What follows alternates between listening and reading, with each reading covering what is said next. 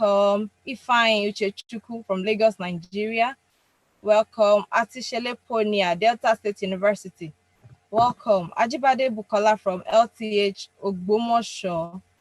Welcome, ma'am. Additional Oluwabukomi Lautech. Welcome. Ayodele Popola from OAUTHC. Welcome. From Egypt, Elizabeth Kimambo. Welcome. Agwanogu Chinelo Agnes from Lagos. Welcome. Zakaria Mama Di Falta from Gombe State. Welcome. It's good to have you all here. Temitayo Akintayo, Temitokpe Akintayo from Oshogbo. Welcome.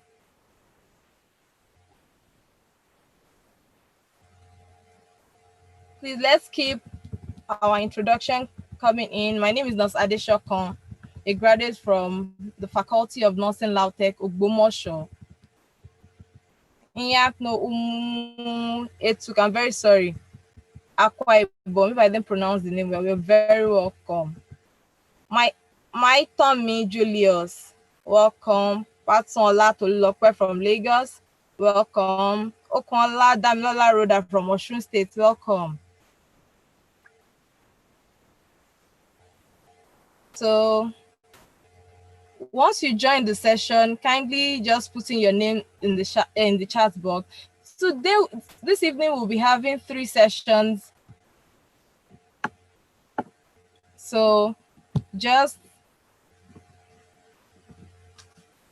be attentive, get your notepads ready, your pen ready, and we'll take questions at the end of the session.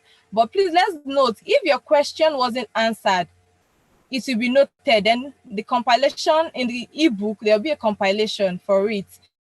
Your question and the answers will be in the ebook. So you have to get yours.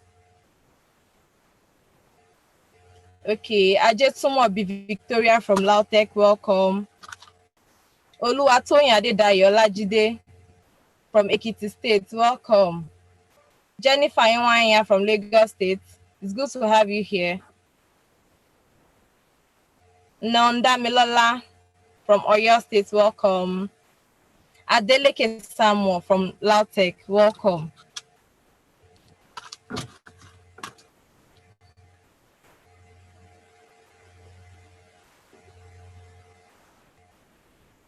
So the first session for today will be the Gold in Nursing Nigeria.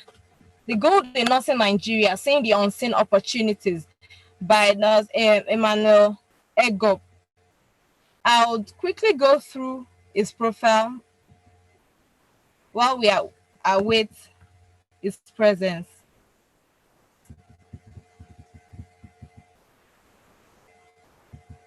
I think it's already in the room, so you can come up as soon as you're done with the profile. All right. Okay. Egop Emmanuel is a graduate nurse midwife with a master's in public health. Currently, he works as the GBV programming advisor with UNFPA at Maiduguri Decentralized Sub-Office, supporting gender-based violence, innovative programming and implementation in Borno, Adamawa, and Yobe states in Nigeria's Northeast region. He has over 7 years experience in health policy development and system strengthening, result-based financing, program management, partnership building in multiple states to deliver on both development and humanitarian program objectives at local, state, and national levels. Join me as I welcome Nurse Emmanuel Egop.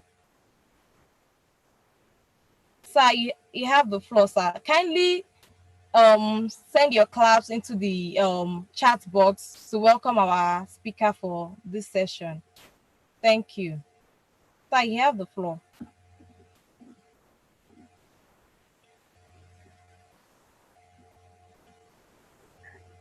All right, can you hear me?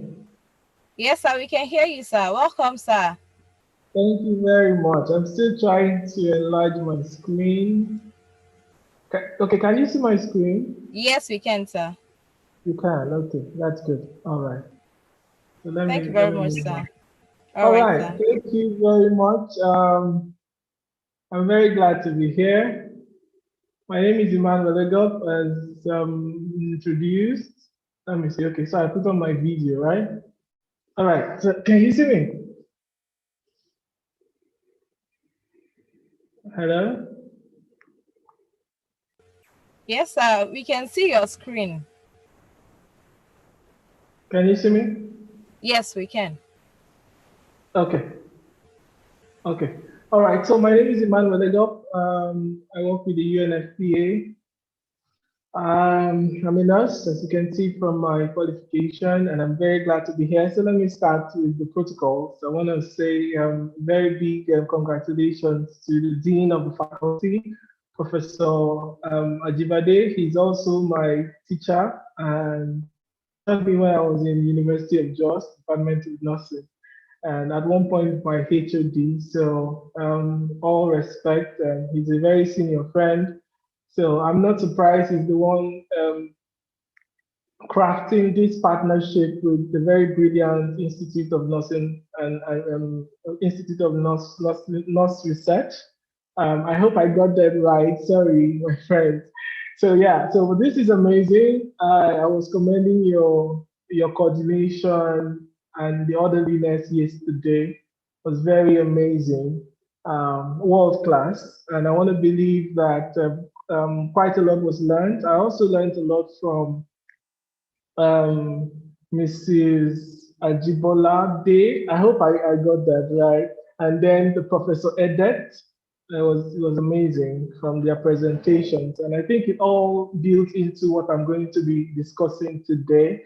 Um, I would say, okay, all protocols duly observed.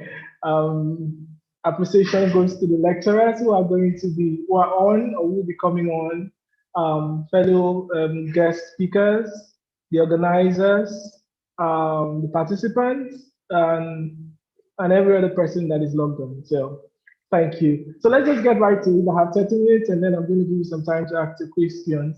So I'll be given the topic to talk about the gold in nursing Nigeria, seeing the unseen opportunities. And this is the career summit, as we all know. So let's make progress. I can't see a chat box, but I'm sure you can always draw my attention when there is something. The organizers can always unmute their mics and call my attention, especially when you can't hear me. Just let me know. All right. So, So I'll start with the first question. We're talking about the gold in Nigeria. In Nigeria, seeing the unseen opportunities. So, why do we like gold? That's the question. Well, I don't think it's a question to ask if you like gold or not, because whether you wear it or you keep it or you save your money by buying it and storing it, and for some people, it's a very good way to save their money instead of putting it in the bank because it can appreciate really well. Over the past 4 months, it has moved from about 125,000 naira for a gram to about 28. So yeah, so it's something I believe everybody likes. So why do we like that? So I'll just move straight because we are going to be likening the profession to gold. So we need to understand the properties and the attributes of gold. So I brought out this component of gold. It has unique physical and chemical properties that make it very valuable. Gold is the most malleable and ductile metal. Well, what that means, I've written it there, it's flexible and is adaptable. Now, talking about unique properties that make it very valuable, and then it's the highest corrosion resistant metal. As we know, it does not oxidize, so it does not rust like other metals. From all of these characteristics, what stands out is that it's a thing of value, and it's seen in the cost of it, the monetary value attached to certain quantities, standardized quantities of it. It's not an attribute that is conferred on it. It's an attribute that it embodies. And I want you to take note of that because if you're going to be a person or a profession of value, it's not something you are going to ask people to title you with. It's something that you have to live and people have to see. They will have to see before they can refer to you as something of value. So you must exude that, you must demonstrate that in the qualities and characteristics in your practice, in the way you speak, and in your presentation generally. So those are some of the attributes of gold, and we'll be taking note of that as we progress. So identifying the golden attributes in nursing. So yes, I pulled this up from Google. Sorry for that. I pulled this up from Google. Why is this not? It's kind of occluding some of my screen. Okay, so it's there. So it's very important because times are changing and things are actually changing. I pulled this from Google, and the writer captured it very well. Before now, in secondary school, people tell you, okay, you have to follow your passion, to find yourself and all of that. But what the writer is making us understand, which is very true in real life, unfortunately, it does not always it does not always work out for you to follow your passion. Okay, because if your passion is in a field that is in decline, like journalism, as we cited, um, it will take even more struggle, it will take even more time for you to be able to get a job. And even when you get a job and keep a job, it sometimes doesn't pay living wage for you to be able to live comfortably. So the story is beginning to change from following your passion to instead developing passion is something that you can do well. So no longer I'm saying, oh, just follow your passion. What are you passionate about? So you also need to develop passion for something that you can do well, that has the potential to pay good salary, and that has the potential to grow in terms of job openings in the future. So those are very critical things to look out for, especially when you're picking a career. So that you will not because things are changing and career fields are either in decline or they are growing because of the changing in times, the coming of the internet and all of that. So you need to know which field you are. And do the thing for us, we'll find out very soon where you fall since you've chosen, or right now you are in nursing. I don't know if you came here, if you were forced or you decided to be in nursing by yourself. So you get to find out if you're in the right place based on these characteristics that pays well, that has job openings in the years to come, and that provides growth opportunities for you. So let's look at that. So some of these I've pulled this out from the research I did. There are three components to look out for when you're identifying a lucrative field. Three components. Professor Edet talked about a couple of them when he talked about the career cycle, talking about growing, exploration, establishment, maintenance, and then retirement. All of that falls into this, but this aspect, especially in your establishment phase, I think this comes in very handy.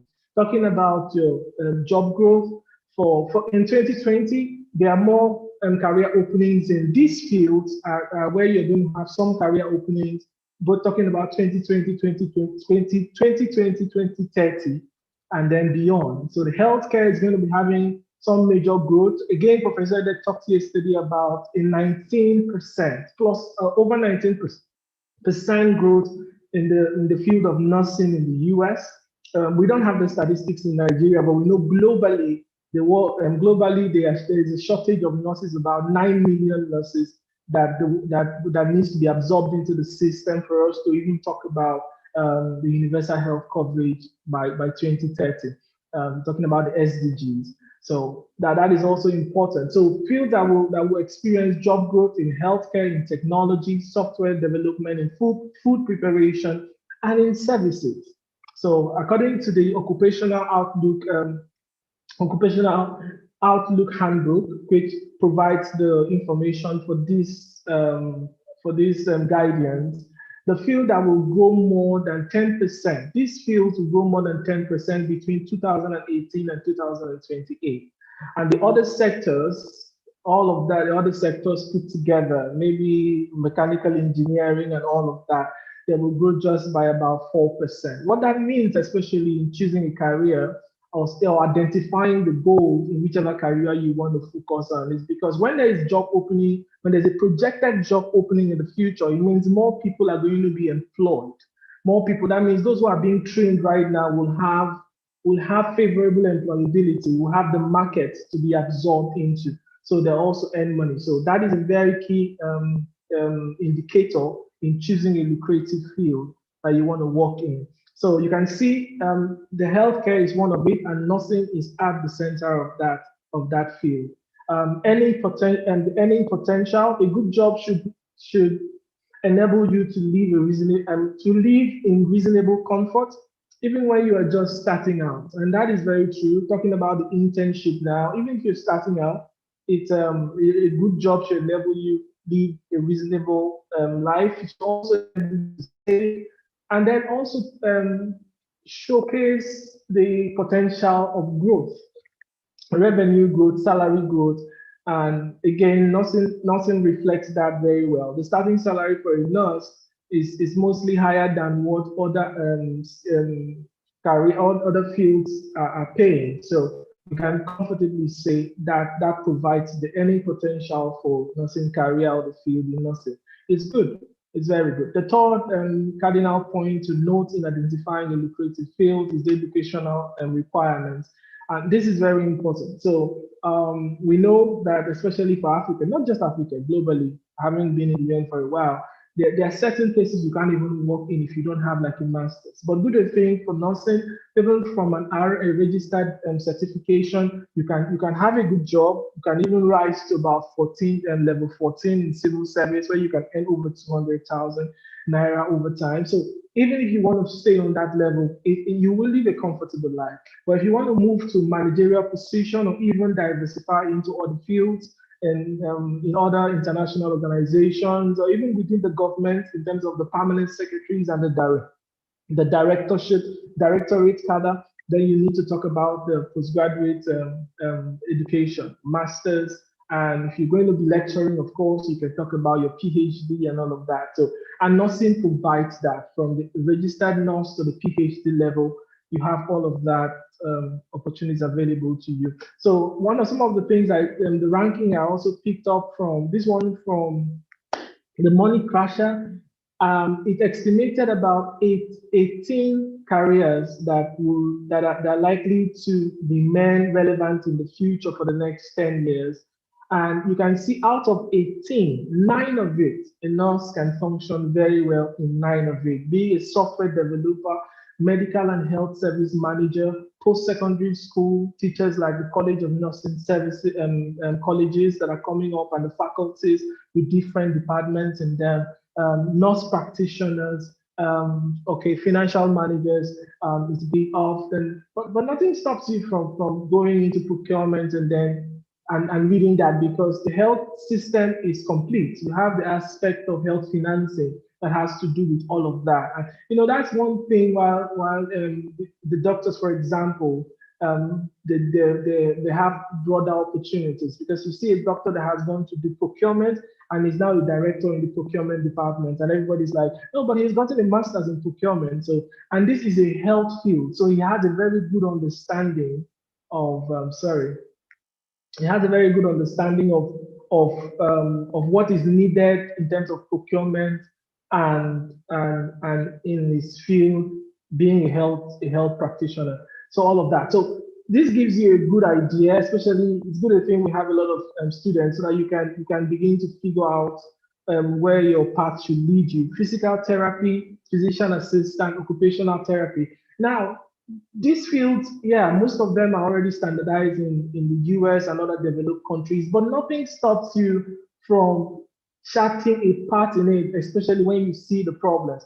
I give you a very typical example. One of the issues that we're going to have in Nigeria that is going to be very prominent is going to be psychiatric nursing, clinical psychology. because you now have a lot of things that can make people really depressed. Apart from the increased poverty, more than half of Nigerians live on and below $1 a day by the present statistics.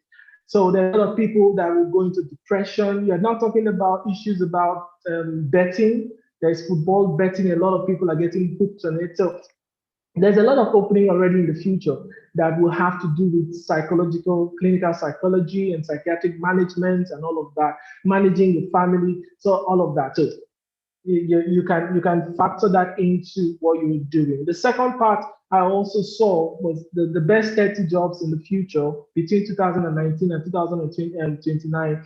Again, out of the 30, about 9 of them are jobs, are fields that nurses can very well fit into. Family and general practitioner. We're talking about family nursing. That's another field that is coming. We're talking about dentists and being dentistry. Of course, we just admitted dental nursing and as a field in Nigeria recently by the council. So these are all areas: the licensed practitioner, licensed practical and vocational nurse, the physician assistant, physical therapy, nurse practitioners. The number one is the registered nurse.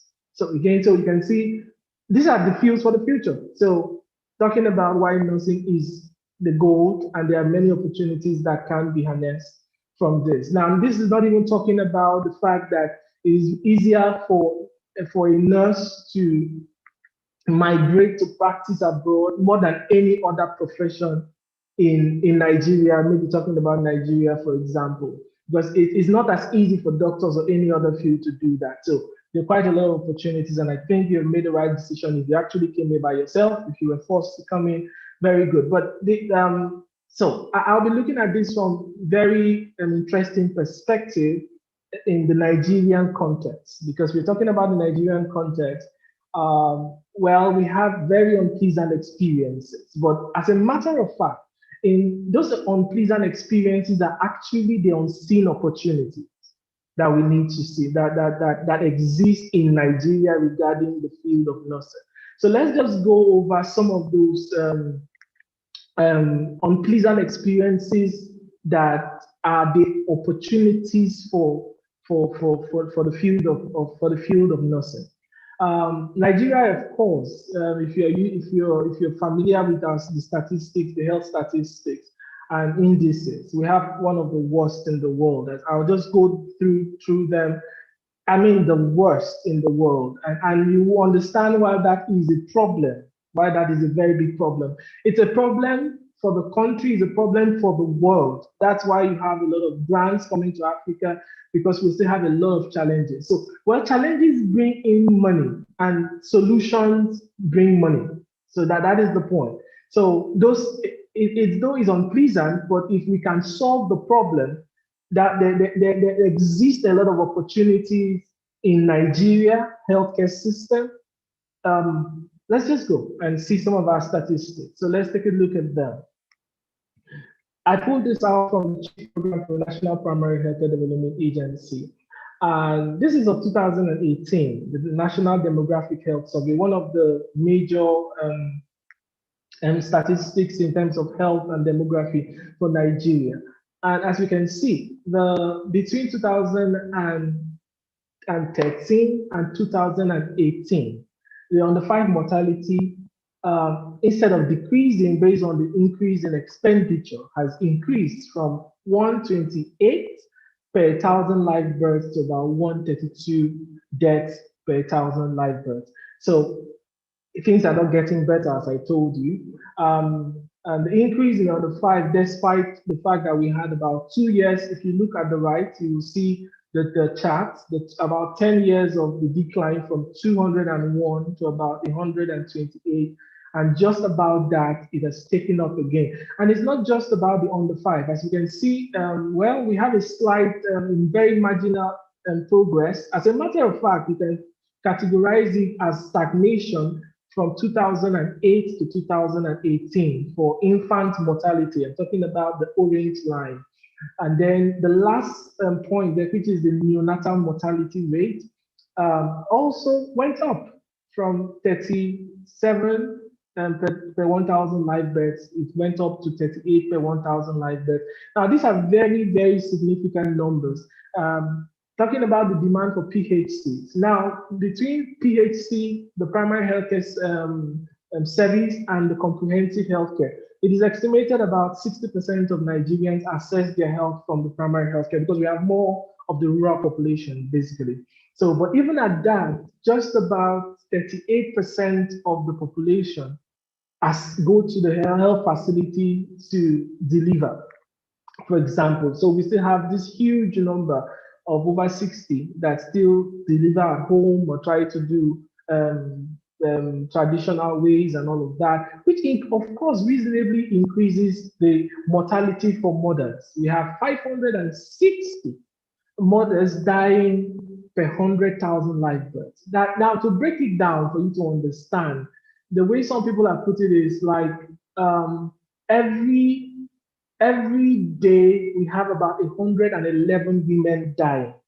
Every day we have 111 women dying. As predictable as delivery could be, you know, from the antenatal, how the baby is positioned, how it's engaged, we still have quite a lot of people dying from that. So that's our statistics. So we talked about vaccination. I'm coming to a point where I think the nurse will play a very significant role, where you can find your goal, you can find your opportunity. Now, if you look at these statistics talking about vaccination, nutrition, those are all components that we believe that once they are in adequate supply should reduce mortality, because infection, prematurity, and all of that are some of the major causes for neonatal mortality, for example, and under 5 mortality. So vaccination has increased, but it's not reflecting in the figures in terms of the people. If vaccination has increased, we should see more children being saved, more children, less deaths, or less under 5 deaths, and less and neonatal death, and even infant mortality should all reduce, but that is not the case. So what comes to mind? Nigeria is one of the 6. Oh, this is actually obstructing my view. Sorry. Okay, so Nigeria is one of the 6 countries that accounts for half of all child deaths from malnutrition worldwide, with 1 million children under the age of 5 dying each year, and nearly half of them succumbing to malnutrition. So apart from infection, the major part of the death from under 5 is from malnutrition. So now you're asking yourself, how does that apply to me? Don't you think there is an opportunity in pursuing a career in nutrition? Because as long as donors, the government are concerned, if they are going to reduce maternal, neonatal, and under 5 mortality, which is a concern, not just for the country, but also for international partners and donors, they are going to be focusing on nutrition, because if you can improve nutrition, you can solve about 45% of infant mortality. So if you take a career in nutrition, I bet you it's something that is looking very lucrative in the future, that you're going to be probably managing a project in nutrition to see how you can impact and reduce the mortality of under 5 children in Nigeria. So we've talked about also, Nigeria has the second highest burden of stunted children in the world, with a national prevalence rate of 32% for children under 5. An estimated 2 million children in Nigeria suffer from severe acute malnutrition, but only 2 out of the 10 children affected is currently reached with treatment. 7% of women of childbearing age also suffer from acute malnutrition. So what does that say? Only 2%, that is 20% of children who suffer from malnutrition, are able to get services. And then you cannot stay as a nurse if you don't have a job. Yes, so I'm glad the Institute of Nursing Research is also incorporating mentorship, because you need to understand, you're forming your view, you're establishing your career, and you're thinking, what area do I go into? Do I go into community nutrition, and all of that? So, and how best can I go into that? Now, that's where the mentorship come in, and you start it, and you know what to do from the very beginning. You know how to start documenting your processes and your concerns and your observations. You know where to get your experiences. You cannot just go and work anywhere.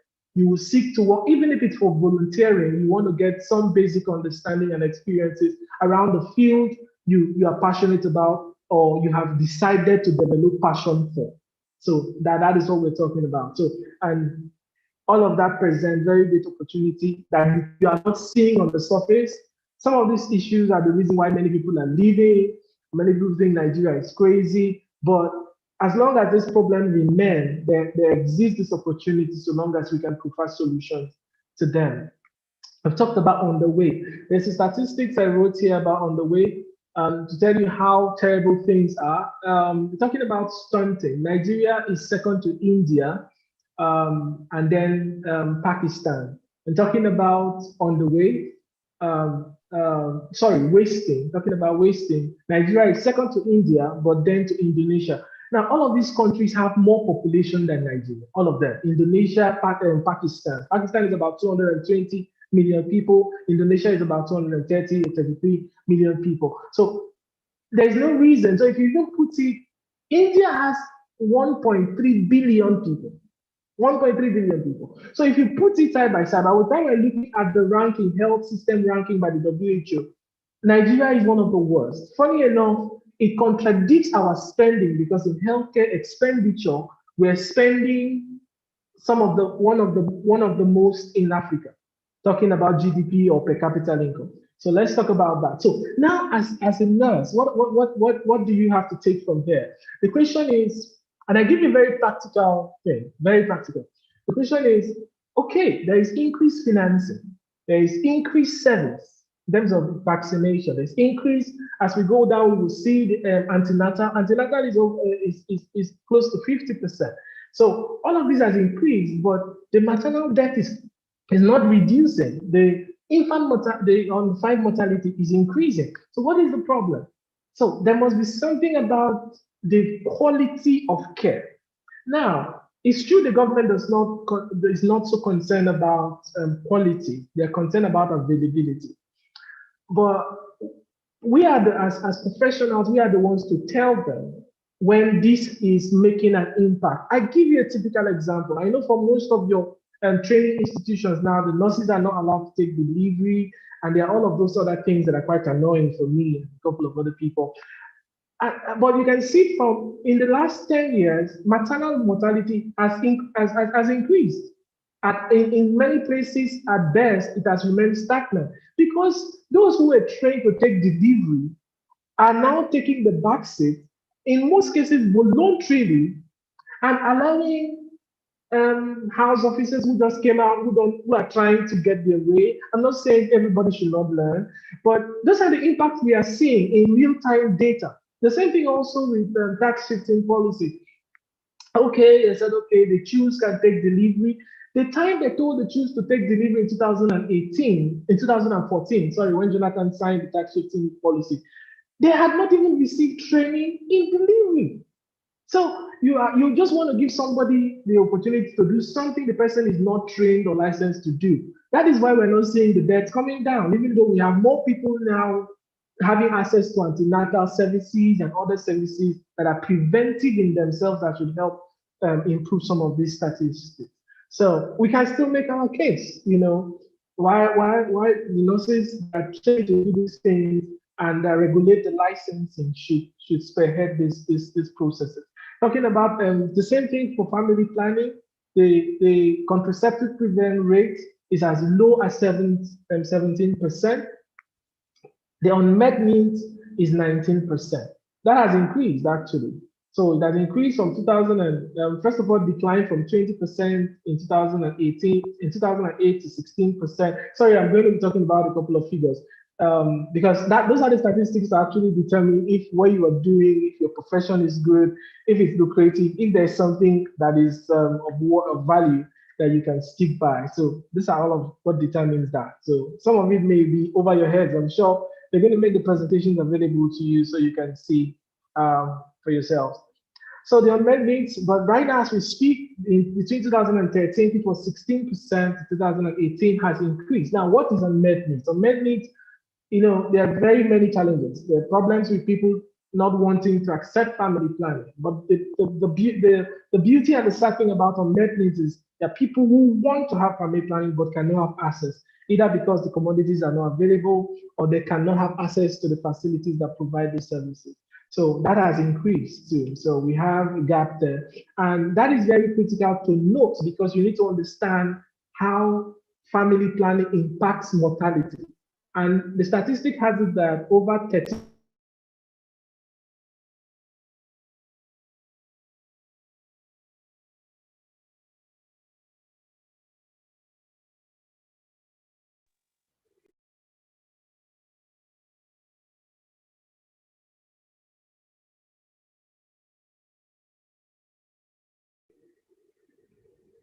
Can you hear me? All right. Yes, we Can can you hear hear you me? now, sir. We can hear you now, sir. Okay. Okay. I hope I'm not too fast, right? Uh, is everything all right? Yes, sir. Everything is all right, sir. All right. So we talked about the maternal health and the death. We talked about currently we're estimating about 560 to 576 women per 100,000 live births dying. That's about 40,000 women every year. That's about 40,000 women every year. So that those are some of our statistics. We're talking about the non-communicable diseases. And these are the figures too for non-communicable diseases. About 26% of the death annually in Nigeria is attributed to this. And these are some of the aspects. So as you look at these figures, they should guide your career path because there are problems and everybody wants a solution. We're looking for solution, not only by the government, even as a private provider,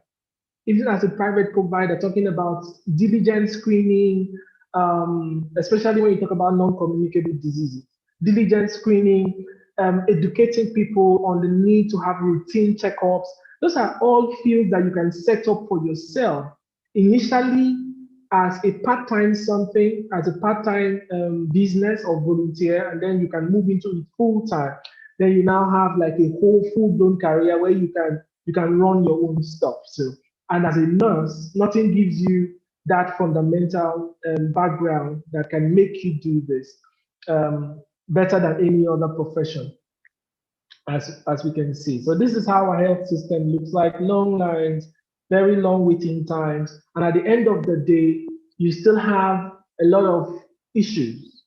I tell you something. When I was preparing this presentation, I know I'm speaking to students and a couple of maybe those who are working. I'm speaking to some of the lecturers too, because we all have a role to play. It's the method of our education, call it professional socialization, should be modeled in such a way that increases self-esteem, self-confidence, innovation, creativity, inquiry, and all of those characteristics. I know that is not very common for nursing because I mean when we went through school it was all tug of war and you couldn't speak for yourself. I speak on both sides, I speak on both sides. It's also good for students to be very respectful because life is about order. Whether you are not just in school, even at your workplace, you have bosses that you have to respect and you have to listen to. So when you talk about being assertive, it's not being disrespectful. So it's a mutual thing. But generally speaking, which I know has been skewed towards the students in terms of negativity, has been the pattern of training. Why am I saying that? Now, because yes, you don't make the decisions in the healthcare system. I'm talking about the healthcare team. The nurse does not make the decision, but the nurse does the observation. That's why you are taught everything. That is why you are liable. That is why you are a professional. You do the observation. That's why you understand pharmacology, you understand physiology, you understand pathophysiology. So that by the time somebody, a doctor, anybody is not getting it right, you should be the one to politely and very assertively make your position known. And that will save a lot of lives. The rate of misdiagnosis, terrible and very poor quality care, despite the increase. I'm going to talk about healthcare financing a bit because I really love healthcare financing. It talks about cost effectiveness, it talks about impact. And if Africa generally is going to make any headway in terms of healthcare, we are going to talk about healthcare financing versus performance and output. So we need to talk about that because our resources is scarce and we need to apportion it very appropriately and maximize it. Now, talking about that, so you don't make the decisions, but you make the observations. So I've seen a lot of misdiagnoses, a lot of misclacking and mischaracterization of conditions. In fact, it's crazy because I don't understand what the school teaches anymore, but it's also an indictment on you, who is the nurse, because you're supposed to, before you go out and carry, you're not there to carry out orders. Yes, for the way this health team is structured is such that the doctor makes the decision. The fact that you carry that out does not mean that you cannot question or observe if what has been said or if it's what is written is correct. That's why you are knowledgeable. That is why you are penalized when it is wrong. And funny enough, the other side has been very good at pushing the blame on you, even when clearly it's coming from the other side. One of the things I also want to disabuse your mind, the doctors are not the enemies. We are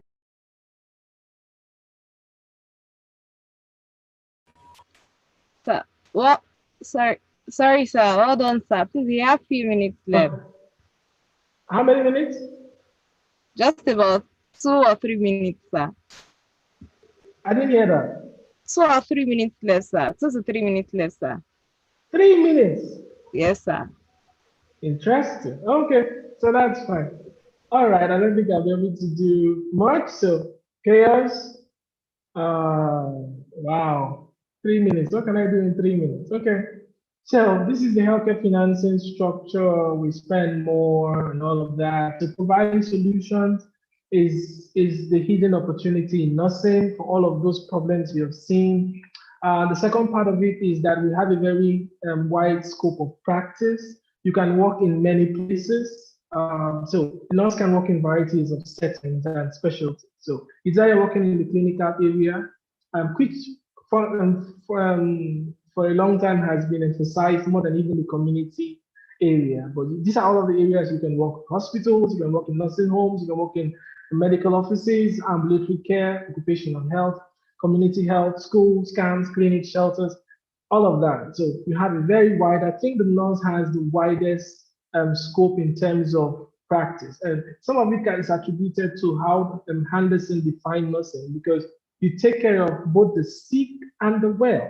So that gives us the scope of practice. This is some of the reminder about who a nurse is as a professional. You have your body of knowledge, you practice autonomously and all of that. And we shouldn't forget that. So I'm just sorry, I'm going to just go through this and let me see how much I can do.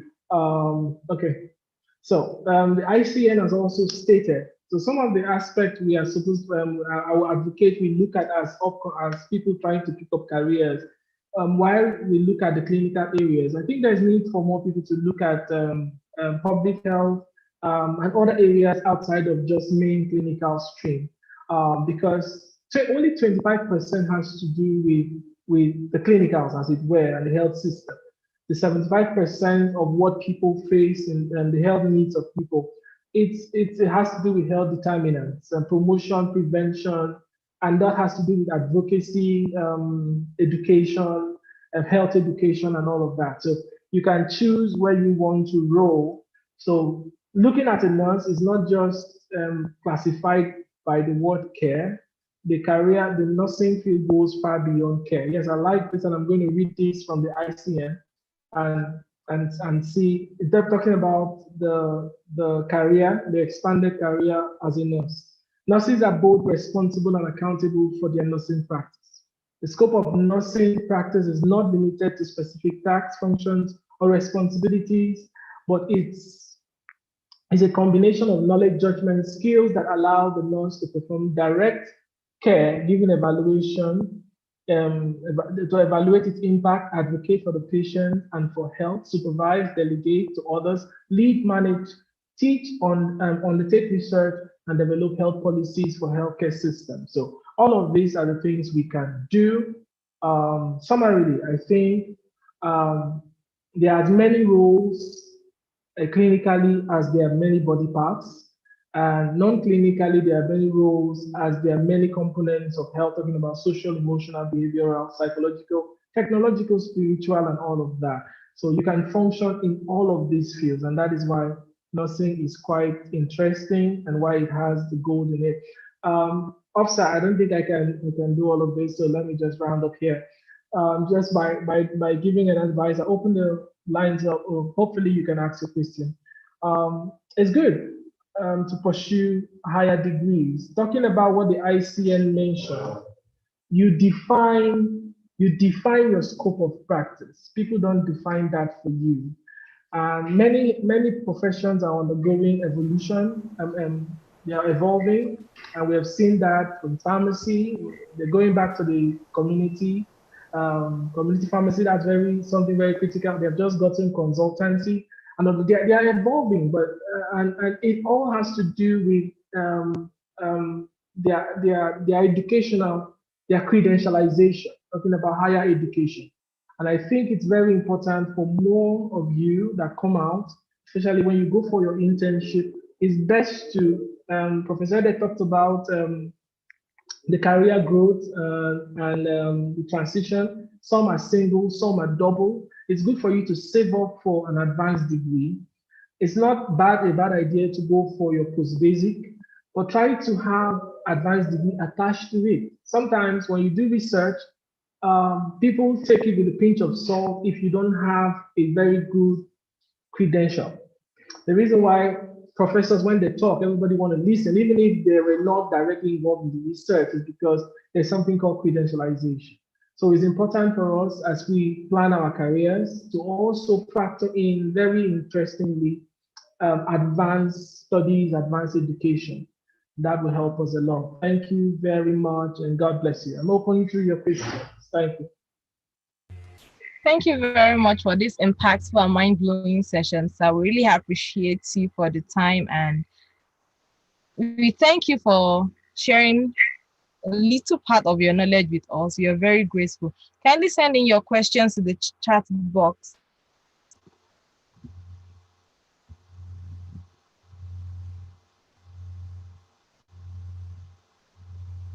Please send in your questions. We are expecting your questions, please.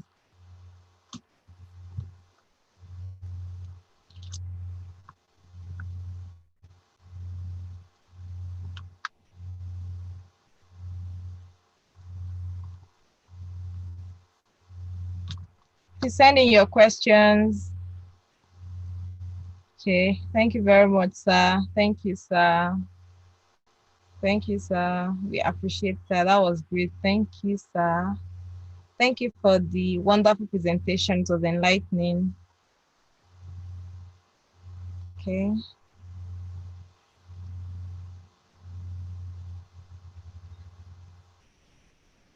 Please send in your questions.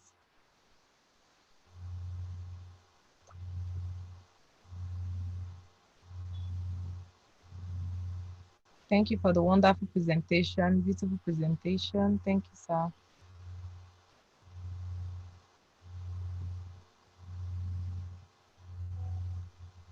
Okay, if you have questions, just drop them in the comment section. So the questions will be answered later.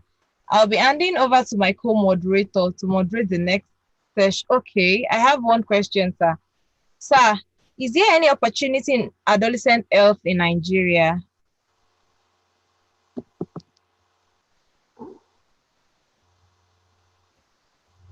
Mr. Igab. Yes, thank you. So that is a very good question. There is a lot, you have a lot of opportunity in adolescent health in Nigeria. As we speak, the present health system as constituted does not make room for friendly adolescent services. So I think even the Federal Ministry of Health and all other agencies and even the non-governmental organizations like the United Nations are pushing for policies and services that can be more friendly for adolescents. And that is a very critical area you can major in, develop models of how easy it is or how feasible for you to provide adolescent friendly services. And very good thing that those services are not invasive, they are more preventive, promotional services that a nurse can very well provide. So whether you're working with an institution or working for yourself, eventually in the future, is something you can think about, and there is a lot of opportunity there. Okay, thank you very much, sir. Another question. The person said, "Thank you. Thanks a lot for this presentation, sir. I want to ask if you got okay, I want to ask, what if you got a job in a place that is not related to your interest and it is injuring you from your area of interest?" Okay, so I will borrow a little from the careers stage and circle according from what Professor Ede presented yesterday.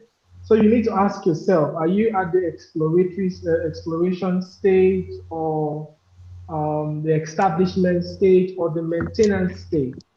That will determine what to do. If you are at the exploration stage, it's fine. You can pick up it could be that you're just trying to save up money to be able to take the next step, maybe go for a higher education and something like that. It could just be that, and that's not bad. But if you are not at the exploration stage and probably you are at the what's it called now? It has skipped my mind. You are at the establishment phase, then you may want to change your career so that you can, because working at a place, apart from the fulfillment, is about impact. It's about impact. It's about also advancing in knowledge, advancing in what you do, and innovating, and innovating. I wanted to say something to nurses. If you see your career like that, evolving and innovating, most people will not retire and then go do something else like we see right now. Most people retire and they go to the market and sell clothes and sell fish. That for me, that is a waste of your 35, 40 years of practice. With the years of practice come a lot of experience. We should have you consulting for international organizations or running your own non-governmental organization, or your own training services in the thing you've invested so much time in. But if you don't deliberately develop yourself, increase passion, because with increased passion, with increased development come innovation.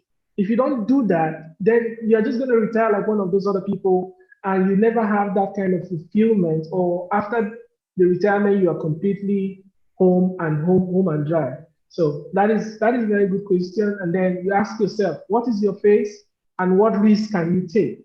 There's a little risk you can take, especially when you have children and kids already. That's why for students, before you get into all of that transition, you should be able to figure out what you want to do before you go on. Thank you. Thank you very much for that, sir. All other questions will be answered in the ebook. It's just for a token of 1,000 naira. The recordings of this session will also be in the ebook, so you can get yours after the summit. Okay, I'll be handing over to my co-moderator, Nurse Atoki. Please, you have the floor. Good evening, everyone. How has the section been so far? I hope we've been learning a lot. Can you all hear me, please?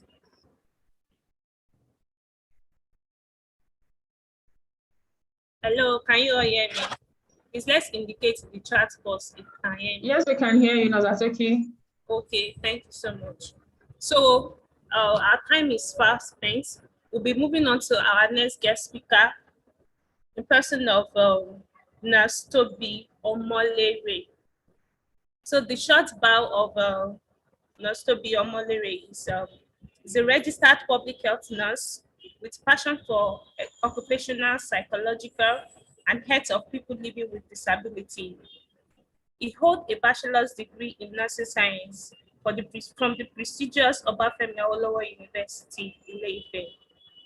is the founder and coordinator of Nursing Conception Initiative, NCI, an organization with a sole vision and duty of promoting the public profile of our benevolent nursing profession. Aside being the coordinator, he serves at NCI as a content creator. You can know more about NCI by visiting the website www.nci.com.ng or her handles on Instagram and Twitter at nursingci. So Ms. Nostobiola Omolere is an author with 3 books to his credit: Chronicles of Realities, Rhapsody, Rhapsody of Umo, and Dear Med Intern. He's the CEO of OAU Events and event planning and promotion firm, which he recently acquired from the founder and former CEO, David Adesina. Nurse Omolere Toby is a political enthusiast and a former leader at Nursing National, where he chaired the planning committee of Enugu 2017 National Convention. He also served different joint amalgamation and unification committee of NURSA and NAMS NM as secretary. He was recently awarded Nurse Innovator of Year 2020 by fellow African nurses. Wow. He has held several other offices in the past with laudable innovations and achievements, but he considers being a nurse the greatest of all achievements. Wow, that's very brilliant. I hope we all also consider being a nurse as a great achievement for us. So Nurse Omolere Toby will actually be taking us this evening on the section. Will be taking us on the section. Sorry. Will be taking us on the section Graduate Nurses Internship in Nigeria. The hurdles, the challenges, and opportunities. I want us to prepare our mind to actually learn from this presentation. I'm very sure that we are going to learn a lot, and I'm very sure that he has stops for us already. So permit me to welcome Mr. Omolere Oluwatobi on board now. You're welcome, sir. Can you unmute Mr. Omolere Oluwatobi, please?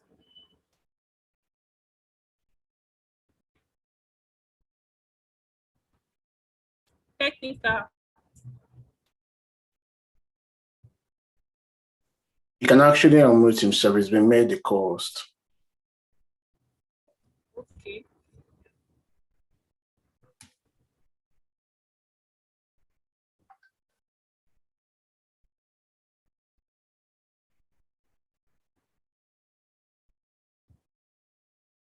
So please, we are waiting for the technical to work on that.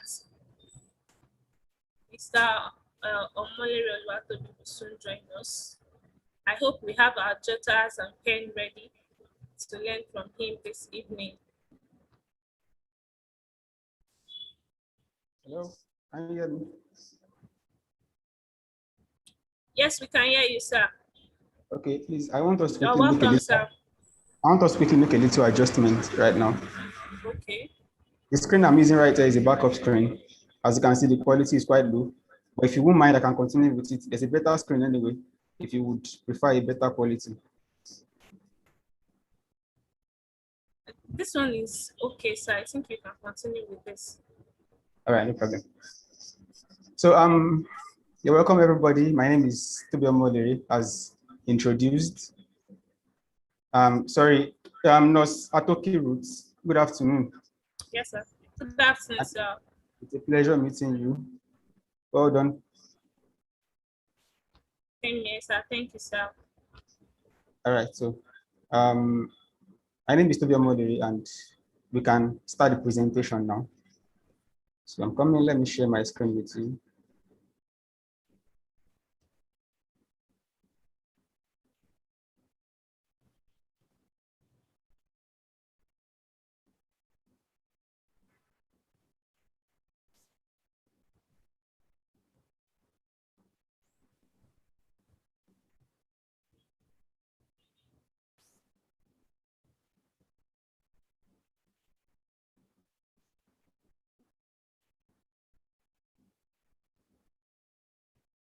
Sorry. Please go ahead, sir. We have two participants raising their hands. Please, can you just drop your whatever you want to say on the chat box?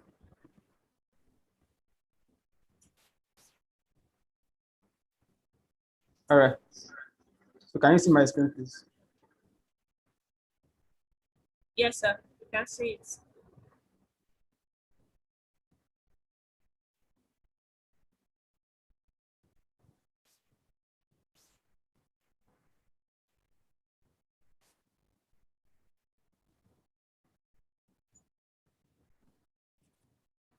You can see your screen, sir. Okay. We can start. Our topic is, or I've been told to talk about graduate nursing internship in Nigeria, the ordeals, the challenges, and the opportunities. So let's go to the first slide. I would start with a brief acknowledgement. I would like to acknowledge the staff and students of the prestigious Faculty of Nursing Science, Lautech Akintola University of Technology, the ever hardworking Dean, Professor Bayolawa Ajibade, who is also a father to thousands of nursing students all over the country and outside the country, the executives and members of the Trailblazing Institute of Nursing Research. I'm so very proud of that institute and everything she has been achieving over the past few years.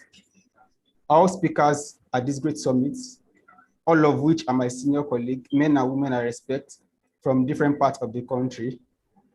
I want to acknowledge the local organizing committee for finding it thoughtful to put together this very wonderful event. And I want to acknowledge our distinguished participants from all over the world, especially my junior colleagues from Obafemi Awolowo University. Many of them have exam, but they have found it thoughtful to still join on YouTube, on Zoom, and on every other platform that this program is being streamed live. So I want to say thank you very much. I'm very grateful. So let's begin.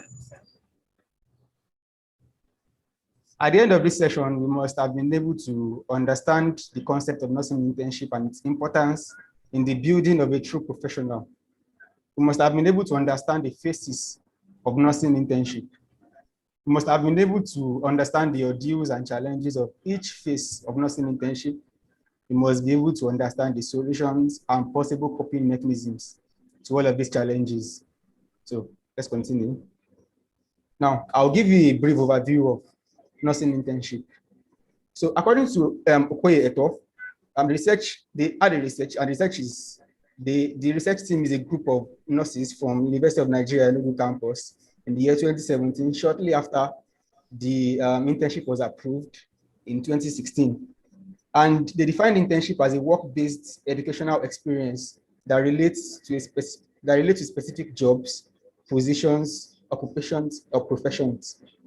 There was also a research in Iran that defined internship as a process in which students gain practical experience under the supervision of a faculty member accompanied by experienced nurses, head nurses, and hospital supervisors. This definition would not fit into our settings because internship in Nigeria is for graduate nurses and not for students. The definition is just to make you understand that in some parts of the world, nursing internship that we do in Nigeria is done at the student level and not at the graduate level. All right, let's continue. The major significance of internship is to promote the acquisition and utilization of new skills, as well as develop skills and confidence already acquired during undergraduate days. That's according to Onigude, a physiotherapist who had a research on internship in the year 2016. So there are several benefits of internship, and I'll briefly talk about everything. That's the first one is the merging of theoretical knowledge and nursing skill. We all know that the profession that we have found ourselves, that have been so lucky and privileged to find ourselves in, is both knowledge-based and skill-based. And our wonderful faculties and Department of Nursing all over Nigeria put in so much effort to ensure that we have enough theoretical knowledge. But despite the theoretical knowledge, our little practical exposure, our postings, does not cover for the things that we need to learn to become a true nursing professional and face several emergencies on the field during clinical practice. So internship is supposed to help us to merge theoretical knowledge and nursing skill together. That's one importance of nursing internship. And I would list it as first always because I consider it as very, very important. Another benefit of internship is mentorship. During internship, you are able to be mentored in the profession by senior colleagues who have been on the field over a long period of time. They've made mistakes that you are likely going to make. They've passed through scenarios and procedures that you are likely going to pass through, and they will follow you through the process and ensure that you do not make the same mistake that they have made, and you do not jitter or the way they have done in the past. Also, career exploration. Nursing internship helps you to explore several departments in nursing at the clinical level, especially in Nigeria. You go from one posting to the other within a period of time, and you're able to see what they do in medical surgical, what they do in pediatrics, what they do in nuclear nursing, what they do in different fields.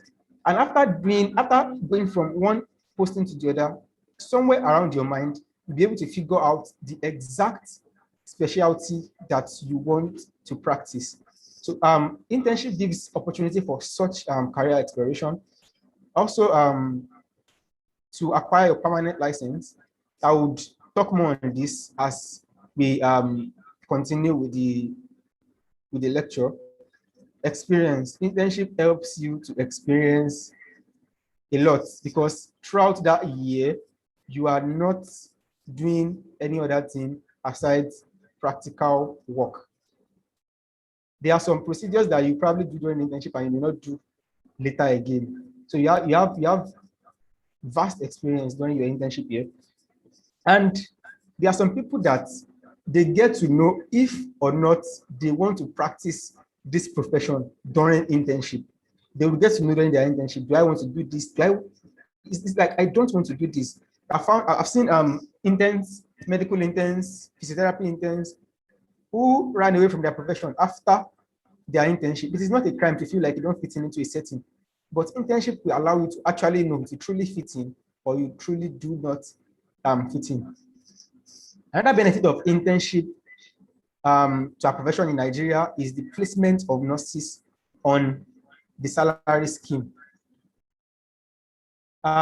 Before internship was approved, we had an issue with the nursing salary scheme, placing nurses. You see where graduates from the School of Nursing are placed on the same level with graduates from the university, and they are made to start from Coin 7, Step 1. And before you know it, our contemporaries from other departments have gone far ahead of us. And we are just trying to catch up. We cannot even catch up again after that. But with this internship, we have a glimpse of hope that we are going to be at par with our fellow professionals from other medical profession in the salary scheme. Also, internship builds your confidence. It cannot be overhyped. Your confidence gets better every day during internship. In fact, when you keep doing something over and over and over again, either successfully or unsuccessfully, your confidence level increases. So let me briefly talk about the history of nursing internship in Nigeria. Well, there is no definite documentation on the history of nursing internship in Nigeria. But I will tell you what I can remember because actively or passively, I was part of this history. I came in as a student nurse or as a nursing student. And one of the biggest topics of advocacy was nursing internship. I heard my senior colleagues talk and chant about how we are supposed to be doing internship or we're not doing internship. Every program I attended had internship as the team, as either the team or the sub-team. Almost every NURSA national convention, for those that don't know what NURSA is, that's Nigerian University Nursing Student Association, had internship as either a team or a sub-team.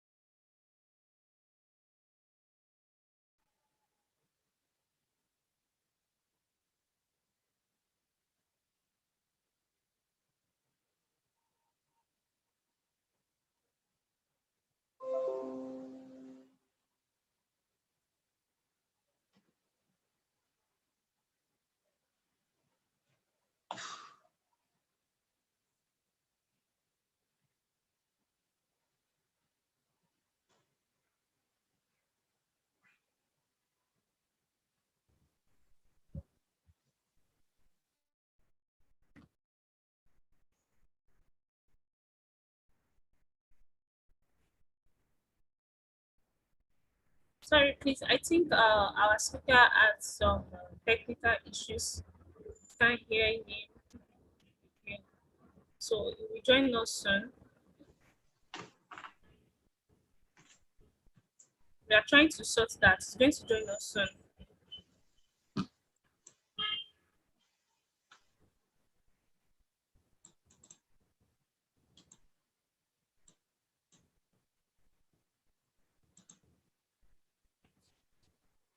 So far, I know that's beginning something, right?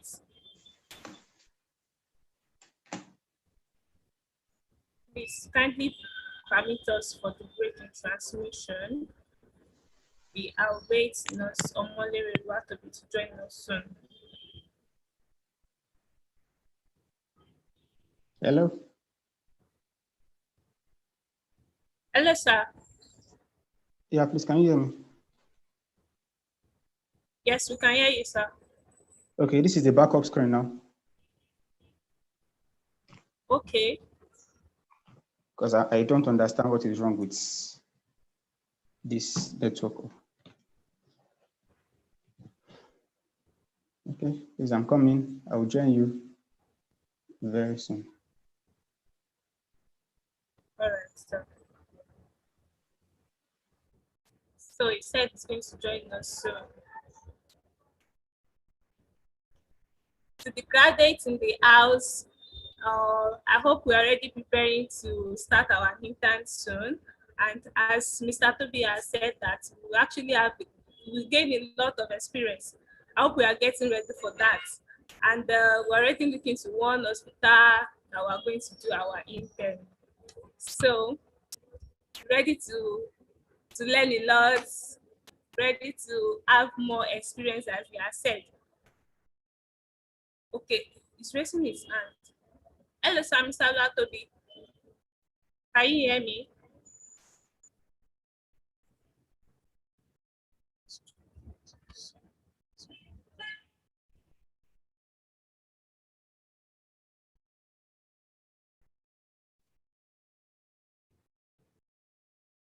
Hello, Mr. Latobi, are you there?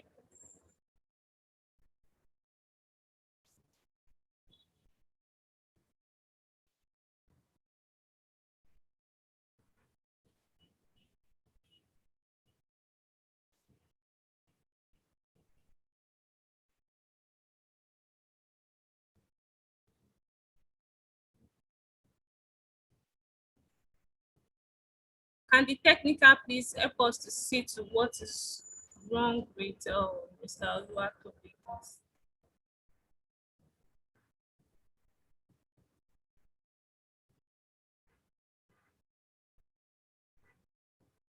Okay.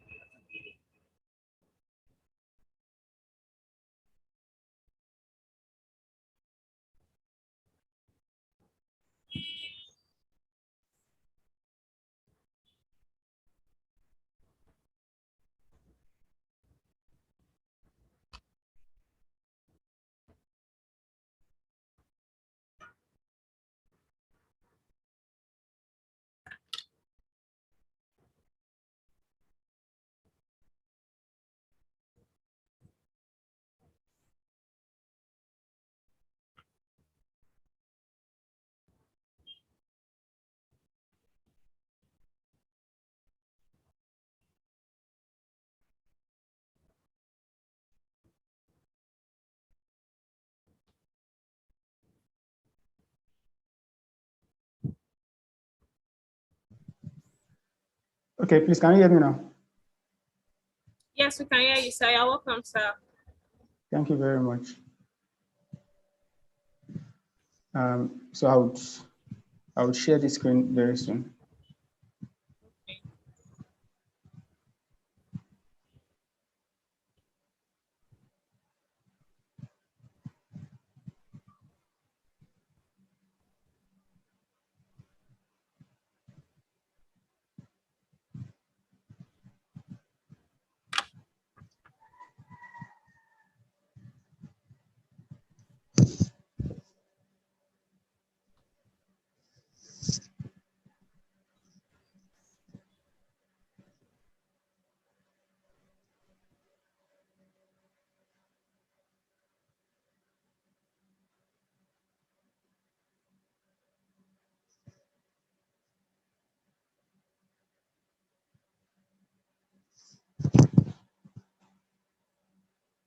Okay, please, can you see me?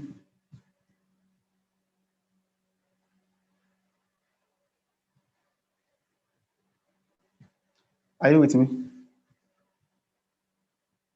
Yes, sir. We can see your screen, sir. We can see your screen. All right, thank you. So we are at the history of nursing internship in Nigeria, right? Yes, you're trying to tell us the history of nursing internship, how it came about. All right. So like I was saying, you would see a picture at the top left side of the screen. Although it will be bigger in the next two slides, I indicated it there too. It's a picture of nursing students at the National Assembly in the year 2015, 2014 or 2015, either of those 2 years in Abuja. During a national convention, students stormed the National Assembly to demand for nursing internship, for the implementation of nursing internship in Nigeria.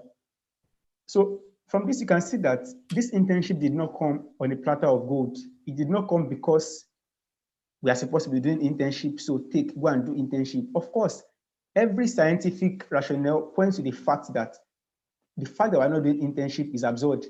But still, for years, when the internship was not approved, we got this internship through advocacy, through struggle, through politics and policy, advocating for policies and on like that.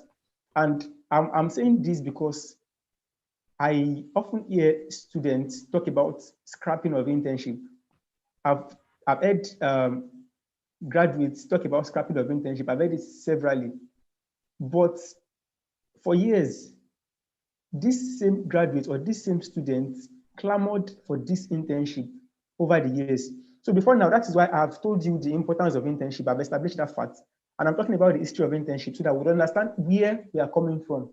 So after 20 years or thereabouts of clamoring and struggling, fighting, with the help of Nursing and Midwifery Council of Nigeria, UGONSA, NONSA, NAM, and JUESU, other stakeholders in the profession as well, they all teamed up together at one point or the other, even though consistency from different stakeholders were different. In the year 2016, September, internship was finally approved. It sent shivers down our spines. We were very happy, we rejoiced. I, for one, was very happy, even though I didn't understand the full implication of what it meant. So what are the objectives of internship for graduate nurses? One, to provide supervised, precepted period of enhancing competency in practice. I've talked about this when talking about the importance of internship, but let's go through the objective because we still have to come back to this objective later in this lecture.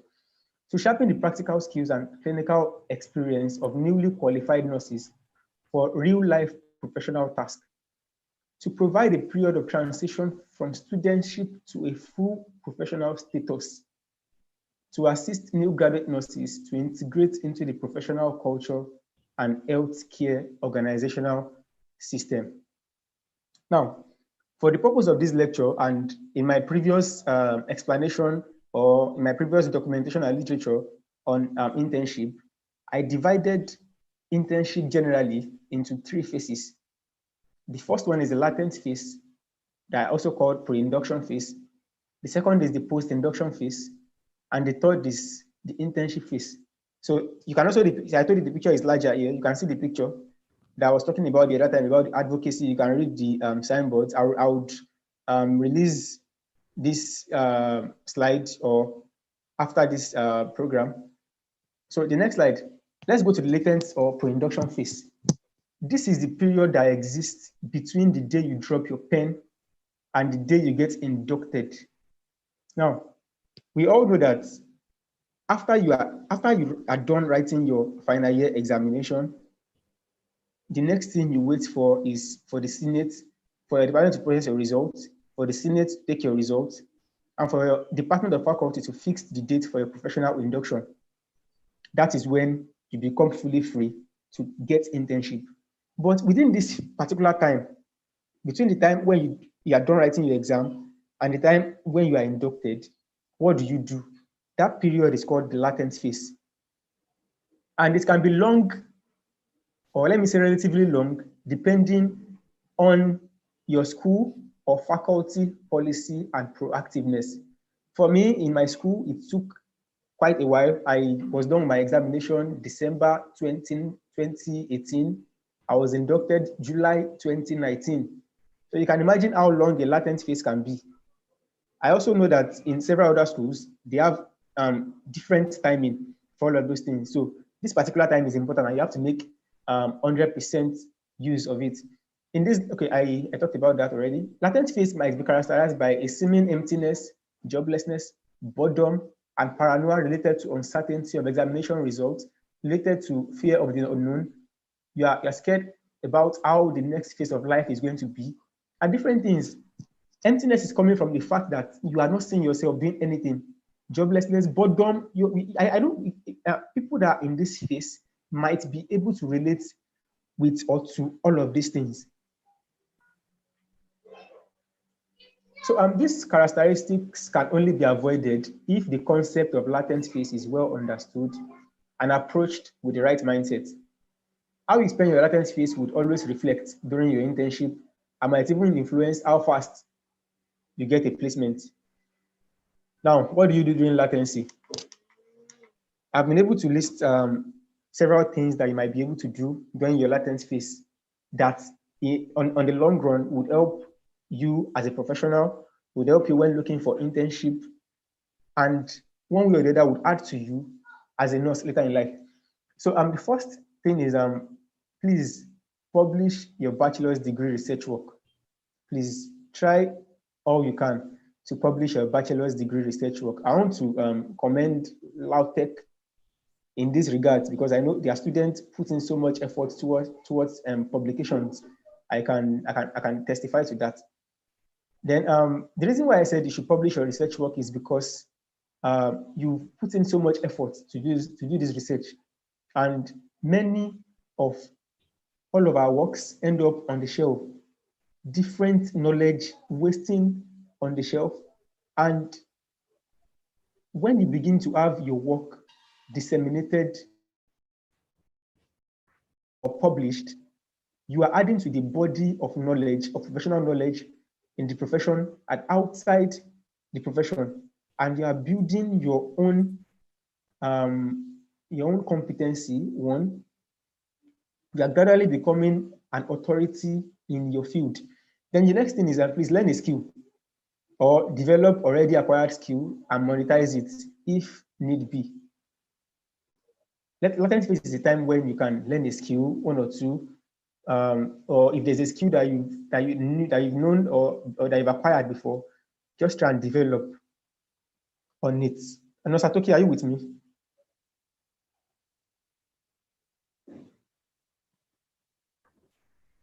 I'm with you, sir. All right. Please, I want us to communicate very well because I'm not using the camera currently. Okay, so sir, no problem, sir. I'm with you, sir. All right, thank you. Please volunteer. The latent phase is a time that you are advised to volunteer to work in different spheres, either professional or non-professional, but most advisable professionally. Do go to a particular firm that you've been wanting to work for, join hands with people and attend outreaches, on and on like that. It's a time when you can get a locum job. I refer to DM Edington, we'll talk about that later. Get a locum job. A locum job is a temporary job. Locum is like you're standing in for somebody. You are not taking that job permanently. It's a job that you take when you have a space or a void, or when you are in latency. So you can get a locum job. Why? Because getting internship is quite financially demanding. So a locum job will help you to be able to meet some of those financial demands. Then you can take professional exams or process traveling documents. Professional exams like public health exams, midwifery exams, your traveling documents, IELTS. You can process your your CBT, or whatever, your international passport, is a time that you can do all of these things. You can attend conferences like the one you are attending now, a webinar, attend webinars, attend seminars, go for programs, and mend broken fences. During your training as a nursing student, you must have had relationships that you wish you still kept. But because of the demand of your school and of your education, you are not able to keep all of those relationships again. Latent phase is also a time where you can do all of this. Now, everything I've listed here cannot be done all together. But you look at your needs and pick or select one or two or three of them, as many as you can do, and get to work. With this, during this phase, you will not be bored, you will not feel jobless, you will not feel you feel productive. Let me just say it like that. You feel very productive, and it would help your self actualization. So I'll go to the post induction phase. Now, this is the phase after you have been inducted. I also called it placement hunt. Now, despite the possibilities presented by the internship program, it is not for the chicken-hearted. Nigerian internship, nursing internship in Nigeria is quite stressful, especially when you're trying to get placement. It is very, very stressful. You must have heard your senior colleagues talk about how difficult it has been for them to get a placement and how they've traveled from one hospital to the other to write interviews. Have they spoken with one uncle who knows one auntie to help them to get internship placement to a particular hospital? It is tedious. The heavy competition in the labor market which is influenced by limited resources. We have very limited hospitals, very limited facilities, and we have more students being churned out from departments of nursing almost every month now. But let me even say every year again, because we have different timings for inductions and on like that. And this increasing population of Nigerian graduates make it difficult for many graduates to get a placement. And our professional bodies have not been able to create a system similar to NYSC that will post graduate directly to their places of primary assignment. Even if they develop it, where are the facilities to take up the graduates? These challenges leave you with the responsibility of deciding where you want to do your internship and how you want to get a placement. So, like I said, we are talking about the stages one after the other. We talk about the challenges, we talk about the solutions to the challenges. Now, what is the challenge now?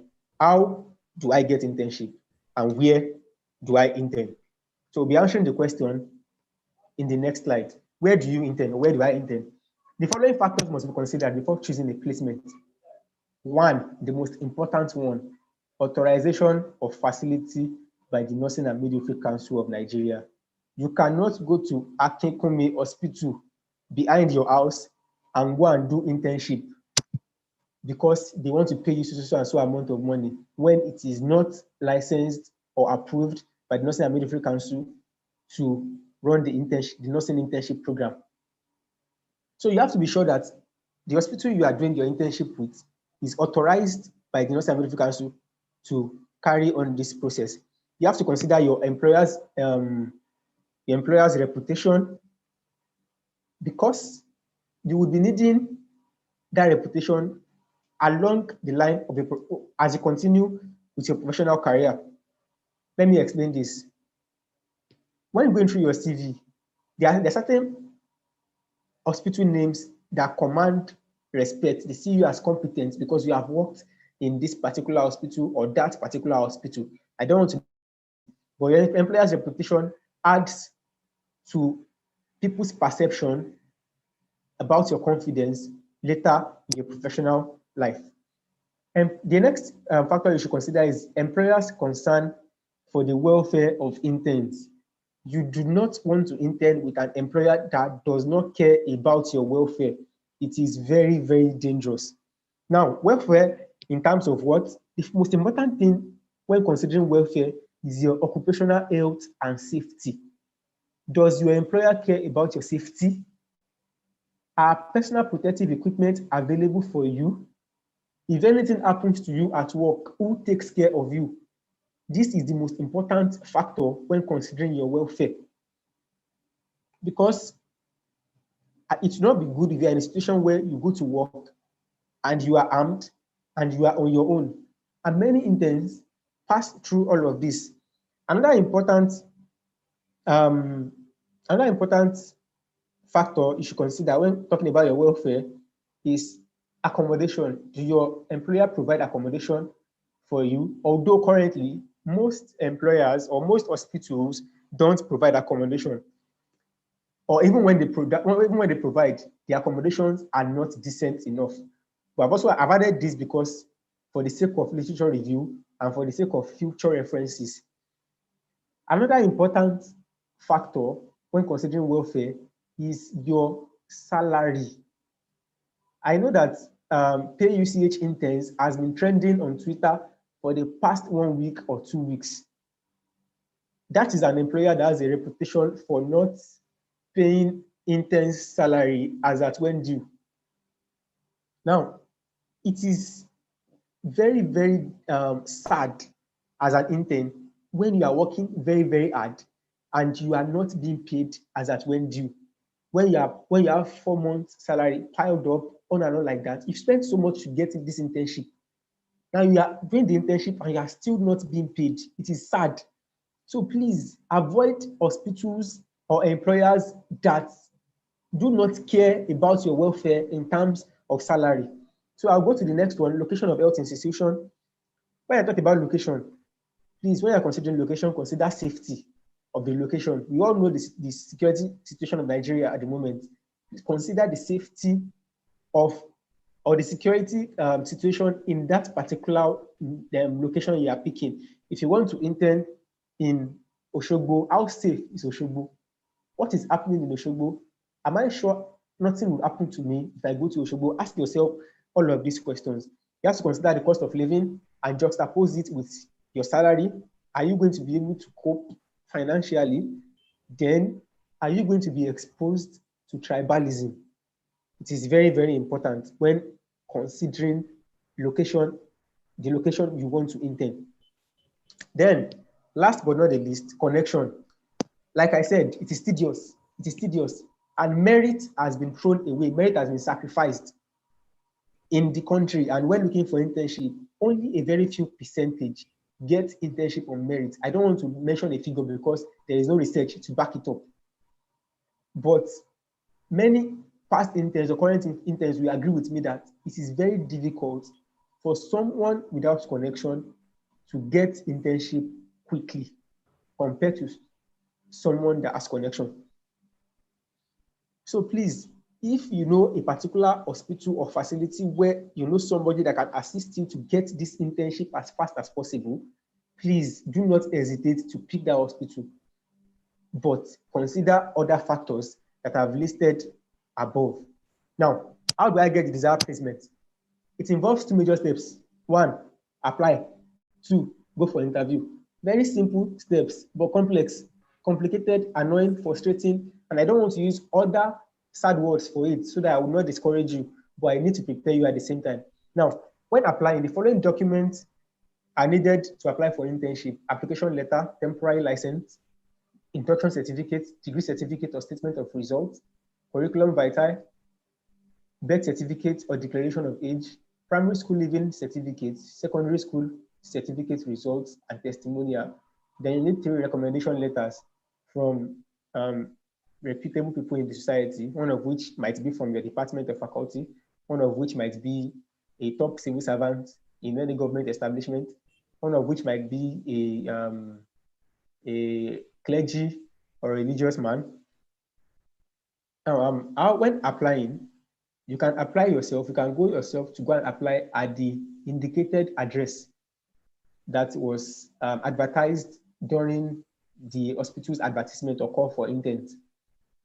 That might be tedious. You can imagine if you live in Ogbomoso and you have to go and apply in Kano. You don't have to travel there to go and apply yourself. So because of this, we've had several passive services that help to make this work easier and faster. You send your documents to them through mail or on WhatsApp or on several other platforms, and they will submit these applications for you. They charge very, very little amount of money. Let me not say little because this is relative. Some of them charge 1,500, some 2,000, some 2,500, some 3,000 per application. So that is, of course, how to apply. Now,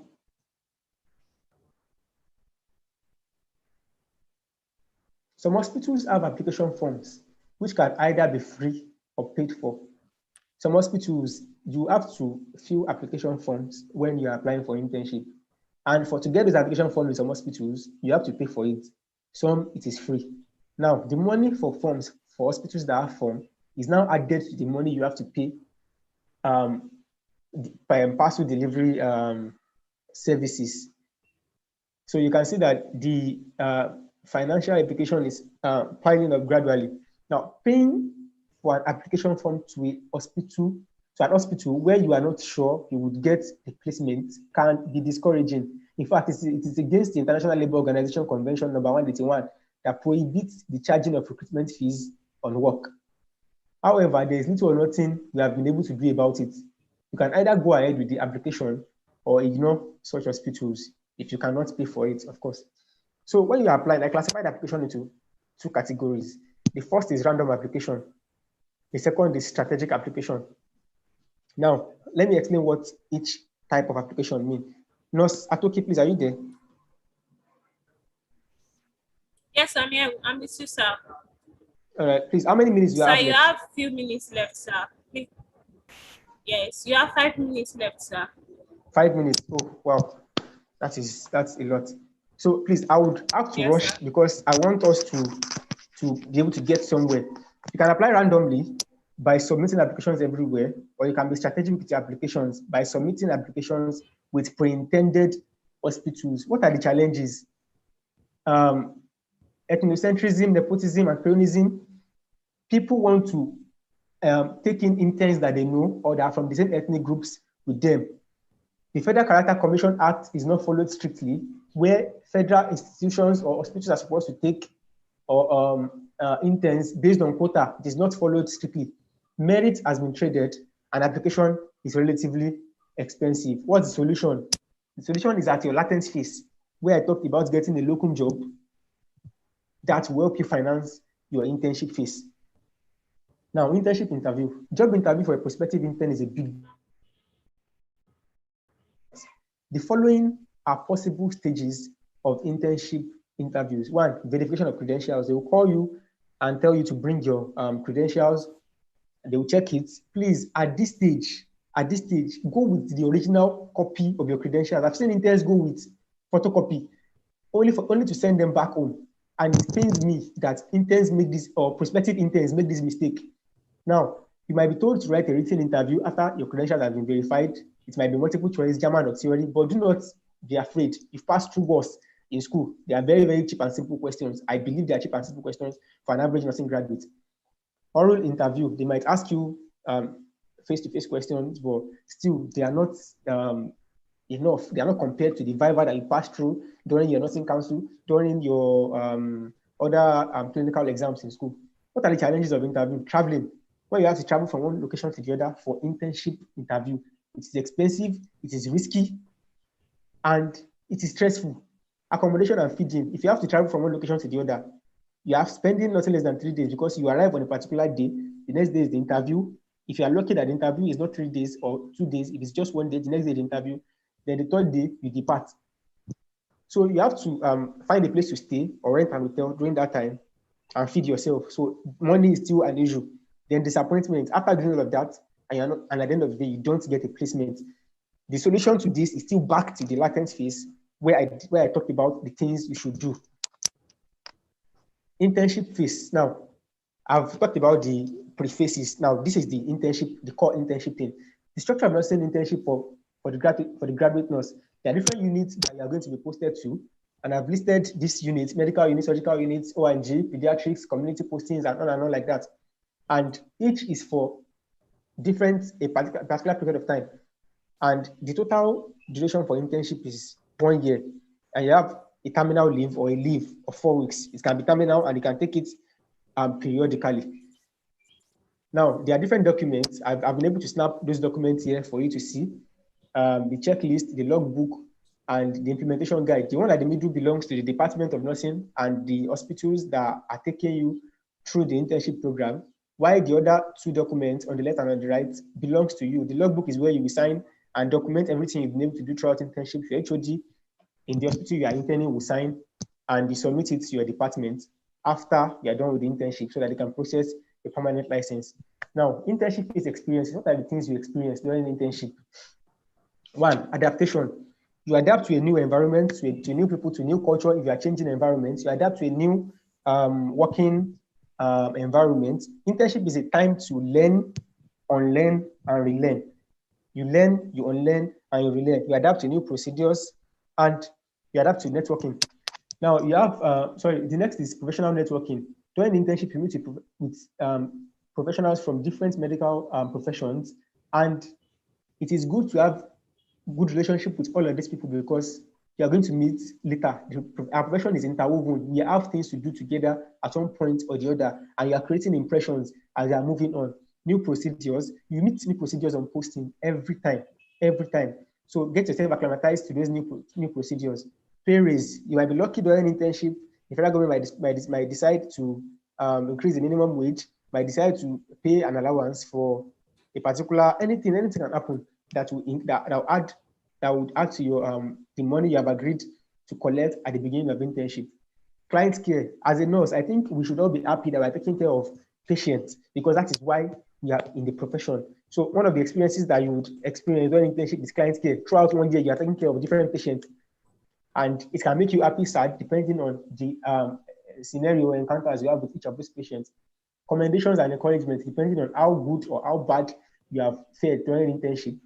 Student supervision. I know during postings when we were students, we were under certain nurses and they gave us guidance and different tutoring.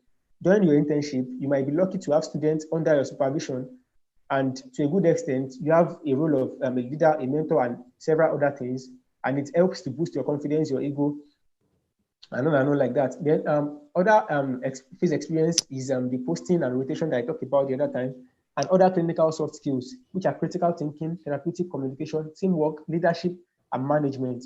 Now, internship is a time to flex your muscle on evidence-based practice.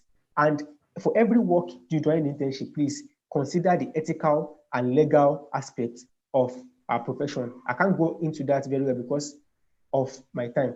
Now, what are the challenges? One, improper placement. Remember, I talked about the proper placement as one of the advantages. Despite the fact that internship has been approved, nurse interns are still improperly placed in the salary scheme. Almost all hospitals have nurses placed on Coins 7 and several dynamic skills, while other professionals are still on Coins 8. So and that challenge is definement of rotation and posting. The posting I posted the other time, I showed you, is not followed to the letter. Hospitals just want to use you to do different work. They can put you in a particular unit for a long period of time, like accident and emergency.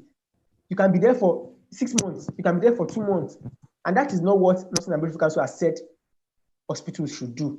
So because there is no proper follow-up from the Nursing and Midwifery Council, hospitals do things the way they like. Now, training practice contrast, the things that you have experienced during, or the things that you are taught in school, and the things that you meet on the field, they are very different. So it's a challenge. For supervision, the supervision during nursing internship is very poor. Sincerely, it is. I'm just being sincere. Work stress, it is a very stressful affair. Conflict, your colleagues want to have issues with you. I'll give an example of an hospital in the South, where nurses protested that the salary that interns are getting is too much. So different things happen that are being a challenge to this internship. There are hospitals where nurses say it in underground that nursing graduates should not be collecting money for internship. But let's wave that aside now. Occupational hazard is also a challenge, and avoiding research. There is no proper documentation of internship, nursing internship in terms of research. So while I was doing my literature review, I didn't get enough research to back most of the things that I was saying up. So it is for us to know that we should all think about nursing internship when we are thinking about our research work. Salary and allowance setback, like I said, some hospitals don't even want to pay you at all. Violence can break out when you are working, and it's part of occupational hazards anyway. When they beat up a nurse, beat up an intern, and not like that. Death of a patient or a colleague, strike action, and relationship setback with people that you have left while you are going for the internship. Now, how do you settle to an internship atmosphere? When you are called for an internship, please resume immediately. Transport yourself, register, get accommodation, ensure that you attend your orientation, and there's a period called probation where you're not going to be paid. I think 2 or 3 months, depending on the hospital, then you're going to be paid everything at once. So after you're paid, then you become a full-fledged intern. I'm supposed to talk about all of this in full, but there's documentation for it elsewhere. So standing out of internship phase, what are the things you have to do when you're ending your internship? 1, self-evaluation. Look at yourself. What have you achieved? If there's anything that you want to learn that you have not learned, go back and go and learn it willingly because it is important for you. Please prepare for a pay cut because when you're done with internship, you're going for NYC and you will not be paid as much as you were paid during internship. Investment, everything that you have earned during internship, please don't spend anyhow because other phases are still demanding. If you want to travel, it's demanding. If you want to get a job when you're out, it's demanding. If you want to go for NYC, you have to go to camp, it's demanding. Please save money because you need enough of it. You have conferences to attend, you have documents to get, on and on like that. Please sign relevant documents like your logbook and your clearance, mend broken fences, update your CV, and get new recommendations. These will soon be done. So I'm supposed to give case studies of different hospitals, but I will not be able to do that now. Please let me move on so that we can be able to gain maximally. Now, trivia. Nursing internship, is it compulsory? Now, then what are the untapped potentials of nursing internship? The first one, I will answer it. The second one, I will leave you to go and answer it yourself because it will show if you have gotten enough knowledge from this little lecture. Now, is nursing internship compulsory? Theoretically, nursing internship is compulsory because you have to do internship before you get a permanent license. But what do we have now? Before we even leave school, some of us have our permanent license because we have done nursing and midwifery council exam, and we are still being registered in the same register with people from the School of Nursing. So when they disburse permanent license, they disburse for everybody, and we all have it. So I ask again, is nursing internship compulsory when you already have a permanent license? Then the process of submitting your logbook to Abuja or to your department, from a department to the Nursing and Midwifery Council of Nigeria is not being followed, or is not being supervised, or is not being properly monitored. So this has made nursing internship theoretically compulsory, but technically not compulsory. So conclusion, the nursing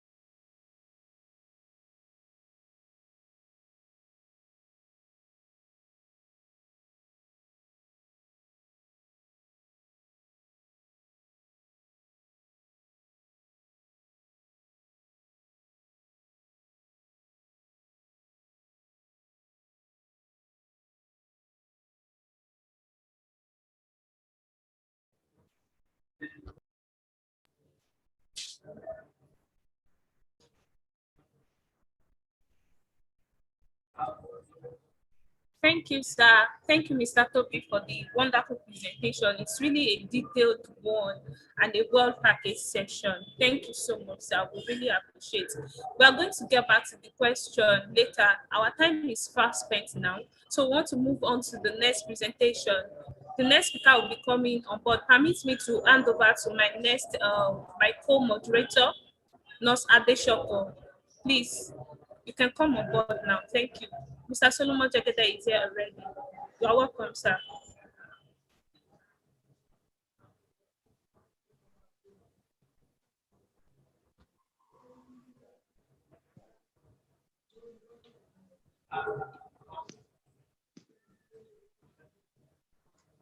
You're welcome, Mr. Solomon Jekete. Sorry for the time spent. Yeah, can you hear me now? Yes, we can hear you, sir. Okay, thank you very much.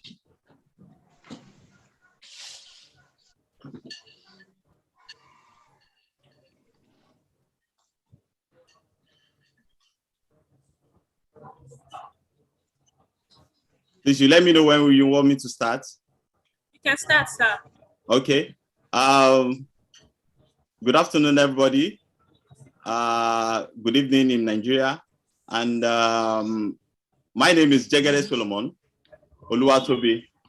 I'm here today to present a paper on the 3-day webinar Nursing Career Summit organized by the Faculty of Nursing, Lautech, in conjunction with the Institute of Nursing Research, Nigeria. The theme, Diverse Fields in Nursing, Discovering and Navigating the Pathways in the 21st Century. And the topic given to me to speak upon is the 1-year NYC program, the choices that will change your nursing career.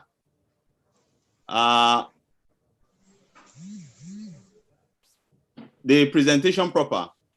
I am delighted to be invited as a guest speaker in this special edition of Discovering and Navigating Pathways in Diverse Fields in the 21st Century for Nurses. A great gratitude to the Faculty of Nursing, Lautech, and the Institute of Nursing Research, Nigeria, for their passion in building competence of our dear nurses and deeming me fit to be one of the speakers for this special occasion.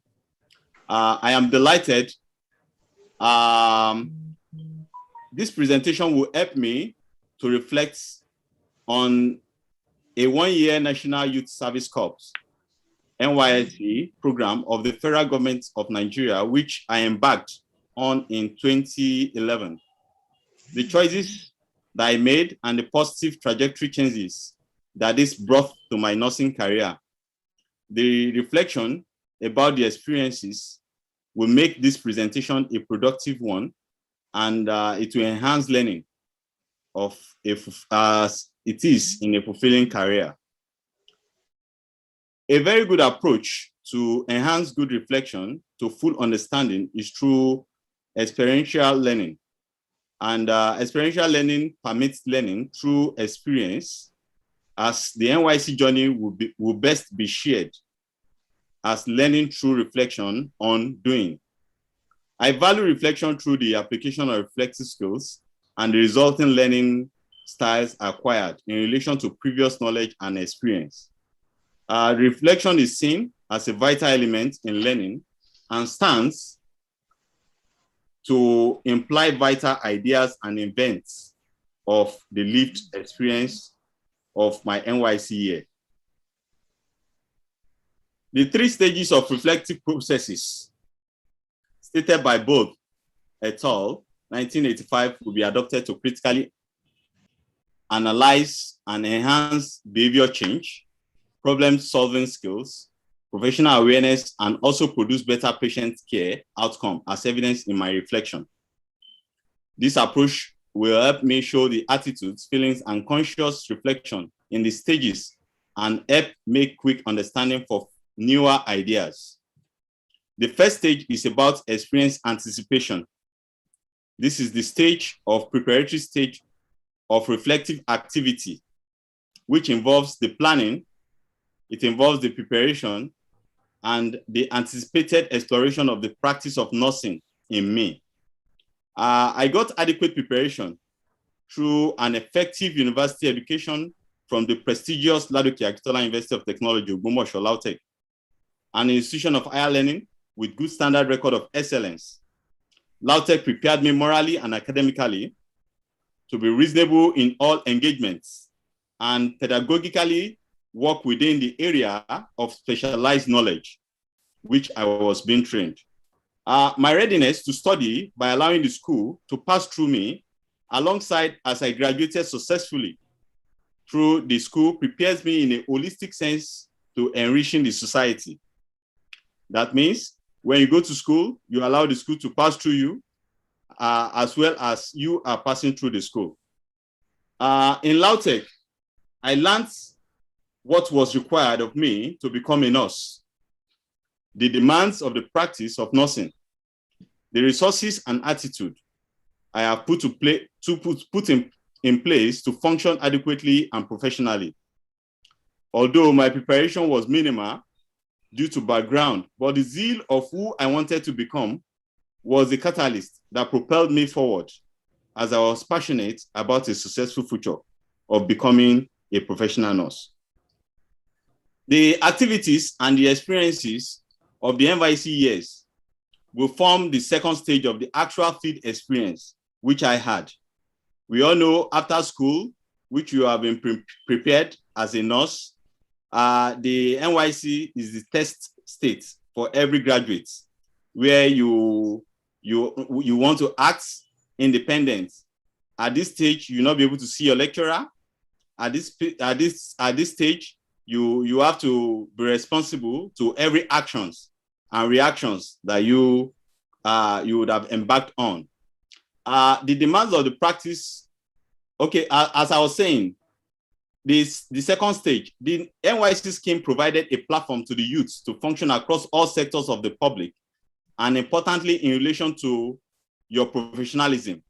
This is a program set up by the government of Nigeria to involve the graduates in building the nation and creating avenue for the young graduates to foster national unity and cohesion. The scheme was established primarily to inculcate the spirit of selfless services to the community, and thereby creating oneness and healthy social integration. The NYSC experience could be overwhelming, as it is the first litmus test of a graduate. As I had said earlier, I quickly took the advantage to enhance the opportunity provided by the NYSC to every core member during the basic orientation program. At the orientation program, you'll be informed of how you are going to act in the community. You'll be informed of where you are going, just the way you've been taught in school, of what will be expected of you to be done in the clinical area, in the academic area, or wherever you find yourself after graduating from the school. I accepted the locality of my place of primary assignment in good faith, as some other people might want to change their place of primary assignment, and I settled immediately for action. My place of primary assignment was a place called Item in Abia State, southeastern Nigeria.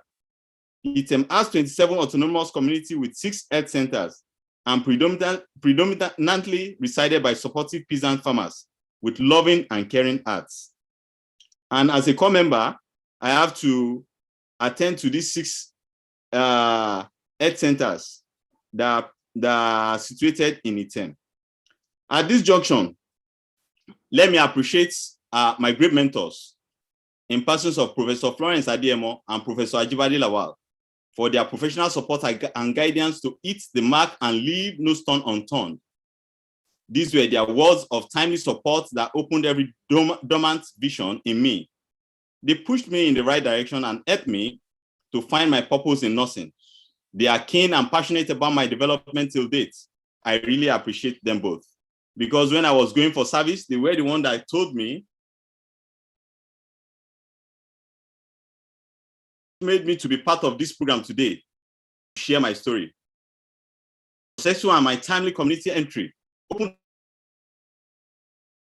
an objective assessment of the community through identified need indicators in a bid to plan a workable solution with the community leaders.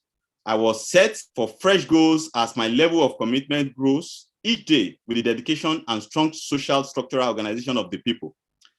Identify with the plight of the people with humility, dedication, and great passion for community development, what was foremost in my thoughts and actions.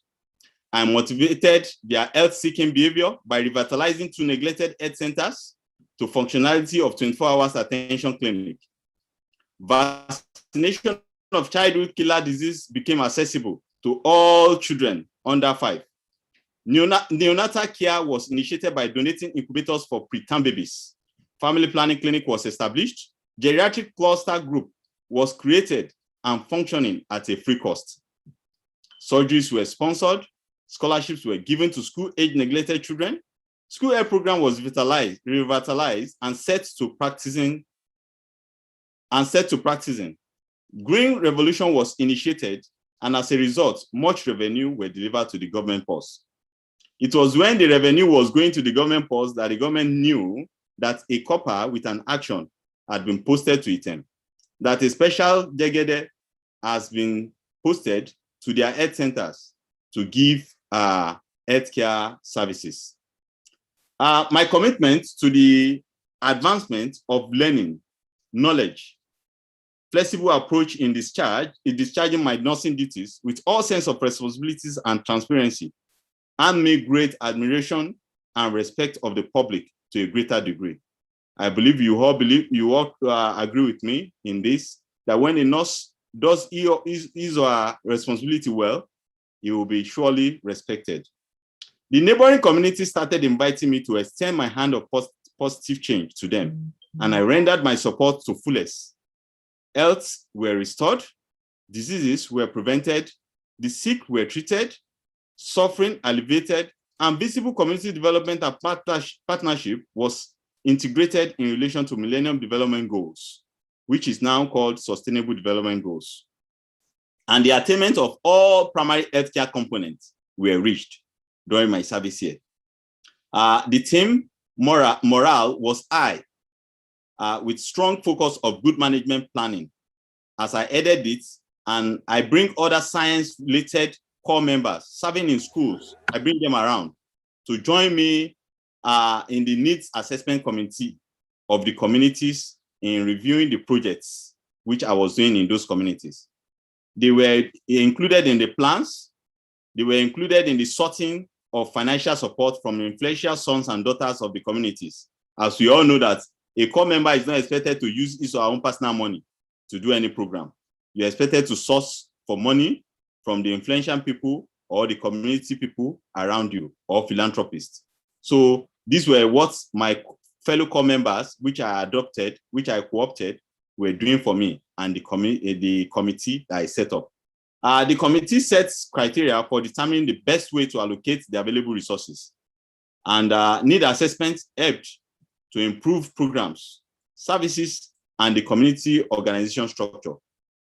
However, there were challenges encountered. I considered them a wake-up call, and as regarded learning opportunities, the team has a sense of shared responsibilities. I can still see them in my thoughts as I'm reflecting now. Without blame to anyone, but collectively, we were strategized in our frequent reflective workshops with greater skills of solving encountered problems and issues. I must confess to you, the results were of good success. And that is why you can see me here today in Europe. And the rate of the success was so glorious. I can term my NYC year as a glorious NYC year. I was crying on the day of POP because I don't want NYC to end. I thought it will not end because I was enjoying myself and the community was enjoying me. And they were applauding me in everything that I was doing. So it's a good story. And the reflection today is still a joy in my heart. The tremendous success recorded was clearly evidenced and appreciated by the communities concerned, who later channeled their appreciation to the local government, they channeled their appreciation to the NYSC, they channeled their appreciation to the state government, and they even channeled their appreciation to the presidency. Their recommendation was applauding with Abia State's Meritorious Award. They gave me a Meritorious Award in Abia, they gave me cash offer, and they gave me other benefits to work with them. Afterwards, the President and Commander-in-Chief of the Armed Forces of the Republic of Nigeria recognizes my distinguished service and render me with a NYC Presidential Award that comes with postgraduate scholarship and enlistment into the Federal Civil Service Commission of Nigeria.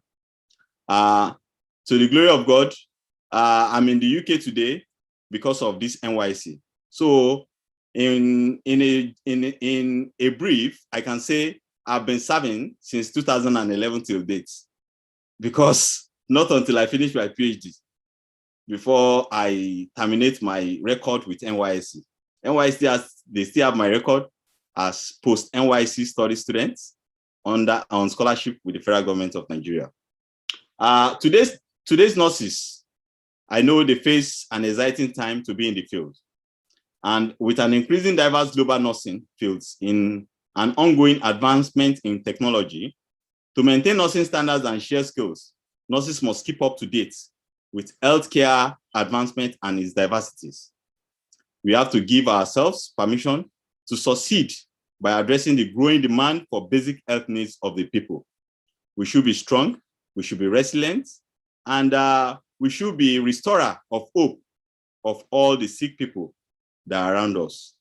And making NYC a routine, I want to advise that we should make NYC a routine exercise for all nursing graduates in the universities.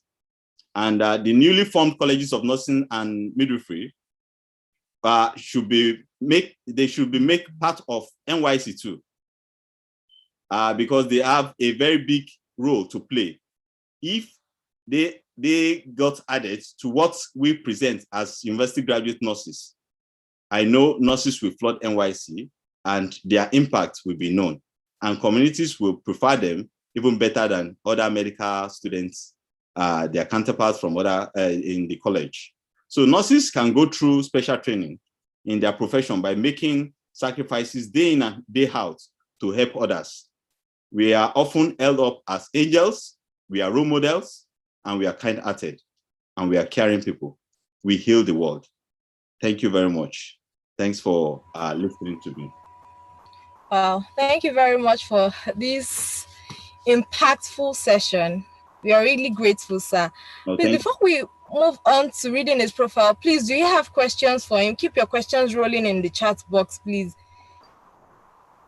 Please, any question for him? Please send in your questions. Please send in your questions. Send in your questions.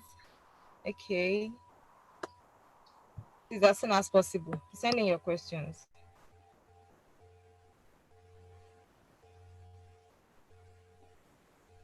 Okay. I think I'll quickly go over the profile while people type in their questions. So, sir, I'm going to read your profile now. Okay. I don't know. Actually, my first clinical experience in nursing was through you, my very first person, Lautech. So I'm very, very grateful for the basic and strong foundation you built for me in practical nursing. Thank you. Yes, I'll be going on to read the profile. Mr. Solomon Jagada was born in Zaria City, Kaduna State. He attended St. George Nursery and Primary School, Zaria, and proceeded to Ate Grammar School, Oka Akoko, Ondo State. He was a pioneer student of the Department of Nursing, Lautech, pioneer president of NONSA Lautech, past president, Health Advocates Club Lautech, founding chairman of Fabamsa Lautech. He graduated in 2007-2008 academic session. He proceeded to serve the community through the NYSC, where his talent performance was recognized by the President and Commander-in-Chief of the Armed Forces for meritorious NYSC award.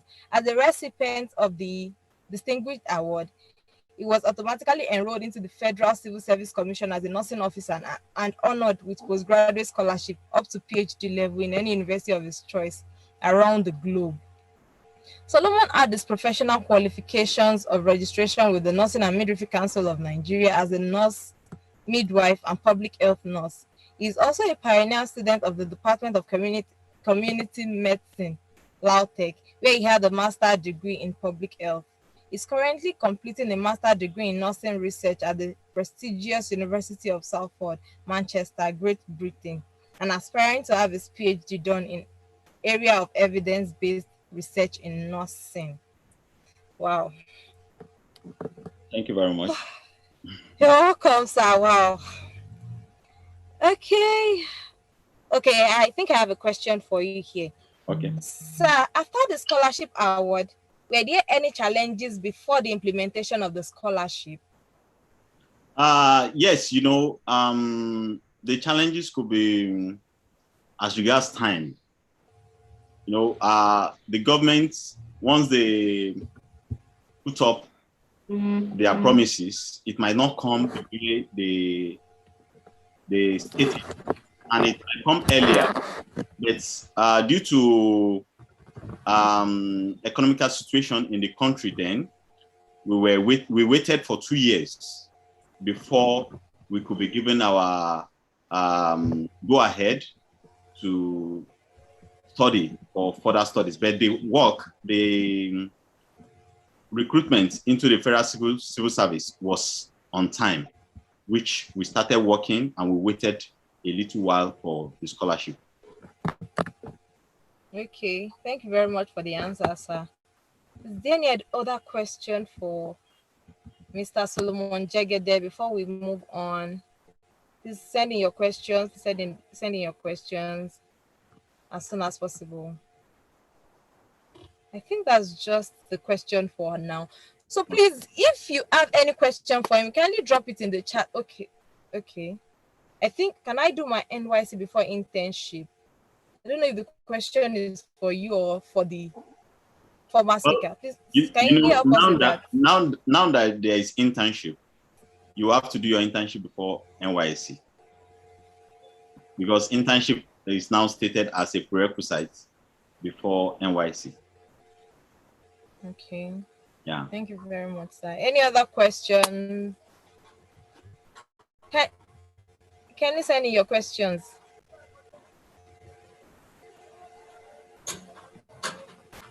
Kindly send in your questions. Okay, I think that is all for now, sir. Thank you very much for this session.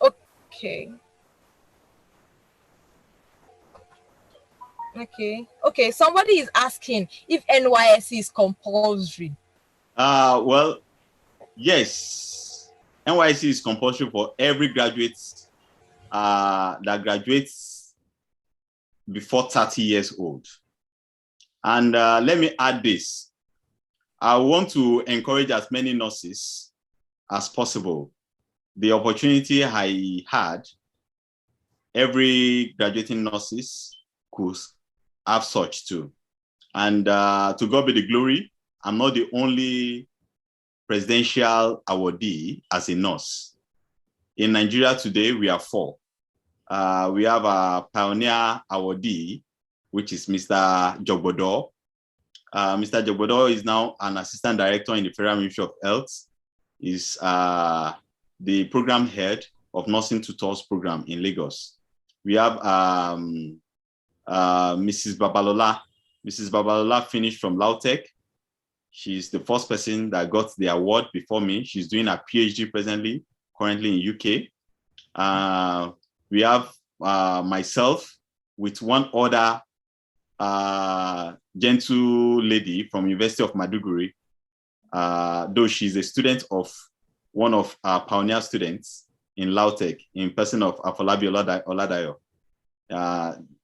Kemi Imulakai, that's the name of the lady. So we are 4 at the moment, and is a good ground for every nurse to challenge other professionals to win this award, as other professionals are getting the award too.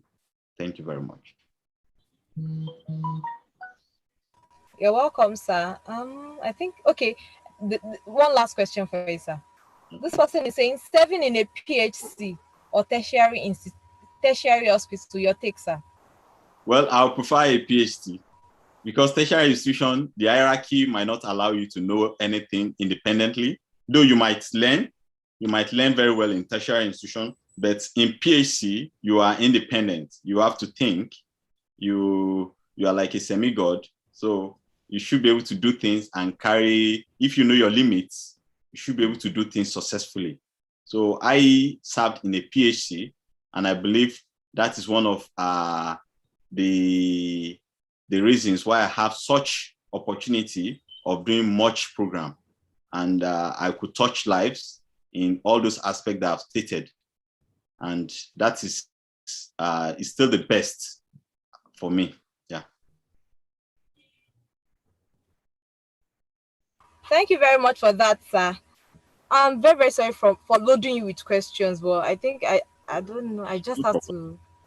I think, sorry, sir, this last question, I'm very, very sorry about that.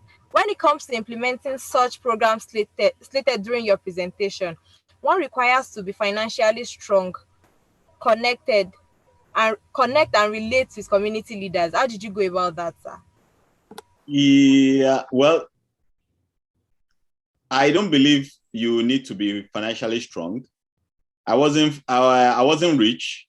I got to the camp with maybe 4,000 naira after paying for my transport fare. And before I could finish my 28 days on camp or 21 days on camp, I have less than 60 naira. And thank God that where I served, the village behind was where I was asked to go for my place of primary assignment. I was even thinking of a teaching hospital that, okay, I knew fellowships will come and take coppers on the day of the after our orientation. That was my plan that, oh, this 16 naira will still be in my pocket. If the fellowship people comes and take us, I will join one fellowship bus, not knowing that I'm going to use my head to carry my bag into the village myself. So I trekked down into the village where I wanted to serve, from bush to bush. And I was like, well, God knows the reason. Maybe because I don't have money that day. Maybe that was why they took me to that village. And I went to the village. On getting to the village, I don't know anybody and I don't have any connection, but I just believe this, our nursing attitude, the way we were being taught, our functions, the caring nature of a nurse will speak better for us. It speaks volume. Wherever you get to, you should have some auras that you can sell. It's either you can sell a white teeth, you sell a laughing face. You don't need to keep your face strong. No, people will not accept you.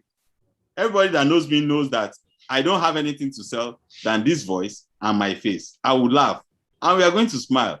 We're going to joke and you must accept me. It's a force.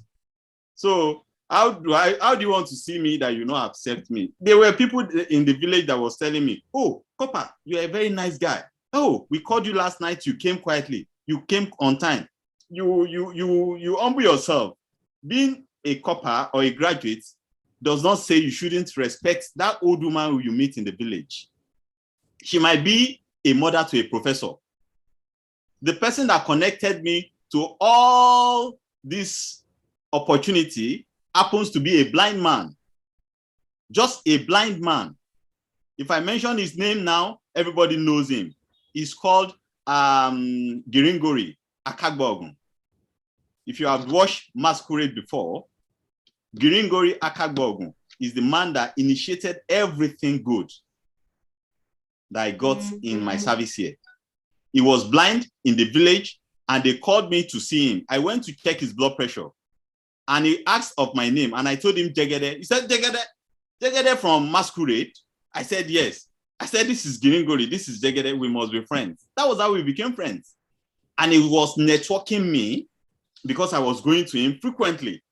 I do visit him in his bush house. He calls his house a bush house in Item.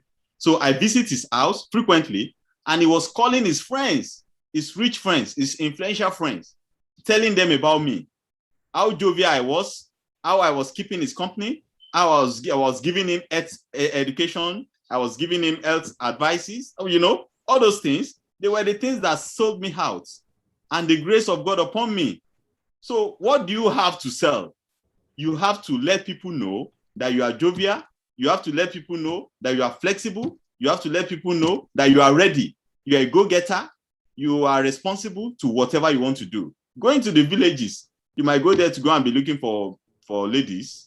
You might go there to go and be doing other things. But once they know you are responsible, they will show you the way.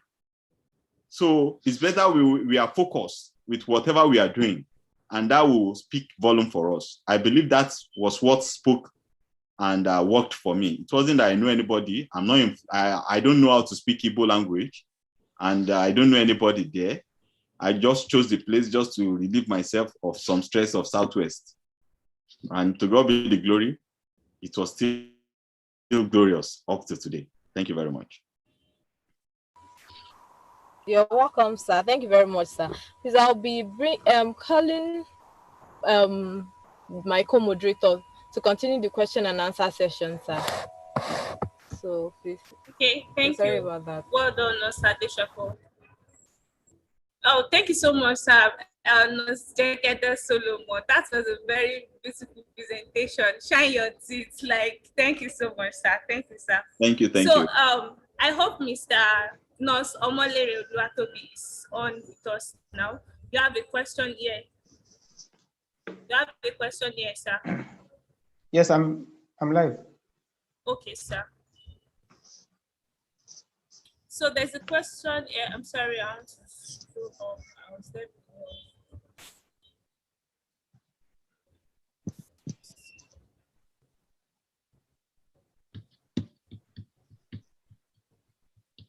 Okay, so the question is, but apart being,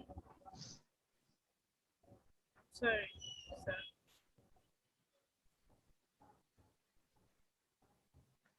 But apart of the internship, what about placement in civil service? Is there any hope for adjustment in order to match with other contemporaries? Okay. Do you hear that, or I should come again, sir? Yeah, I did hear that. I should come again, sir? I heard that. Okay, sir. Was that the only question? Yes, that's the only question so far. So please, participants, let's drop our question for Nurse Omolere. He's back online and he's going to attend to our questions. Okay, so because of my time the other time, I could not talk about the placement of nurses in the salary scheme. Ideally, when you start your internship, you are supposed to be in Coins 8, Step 3. During your NYSC, it is assumed that you are in Coins 9, Step whatever. The steps are dynamic depending on the employer you are working with or whatever. Then when you are in the civil service, you come in to Coins 10 Step also, it is dynamic. Do you understand? Now, because of the improper placement, during internship, you are on Coins 7. During NYSC, you are assumed to be on Coins 8. Then, when you are coming into the civil service, you are on Coins 9, while your mates are already on Coins 10 with the dynamic steps. Do you get? So, you cannot jump from Coins 8 to Coins 10 when you started the internship as a Coins 7 officer. So, the practical implication is that as a Coins 7 officer, you are a junior staff to a pharmacy intern. You are a junior staff to a physiotherapy intern, to a radiography intern, to a medical intern. Do you understand? So you can't jump, but don't be perturbed. Ugonsa and other stakeholders that fought for this internship are also at the forefront. They've been clamoring to ensure that this placement is properly placed so that graduate nurses can find their place with their contemporaries. And the last time I tracked this advocacy or this struggle, I know that it has gotten to the office of the head of service. And all we need is just a review from the Council of Establishment and the signature from the head of service.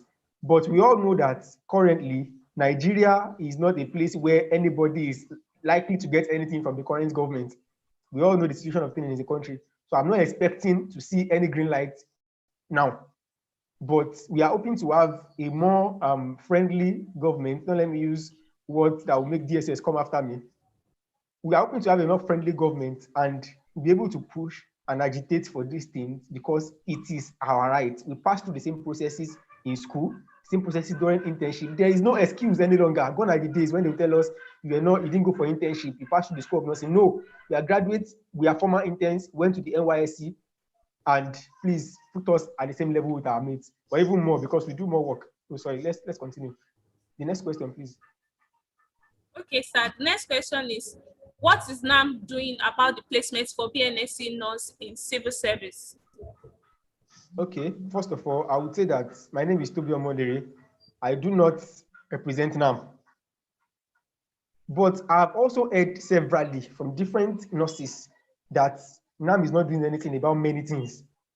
I am not an executive of NAM. I am not a comrade or an active comrade in NAM. But in all sincerity, to be fair to many of these comrades, they are at the top of advocacy many times. But as nurses, we are so poor at following our leaders up and following their actions up. And our leaders are so poor at carrying us along with the things that they do. So to say that NAM is folding her arms and NAM is not doing anything, it is not true.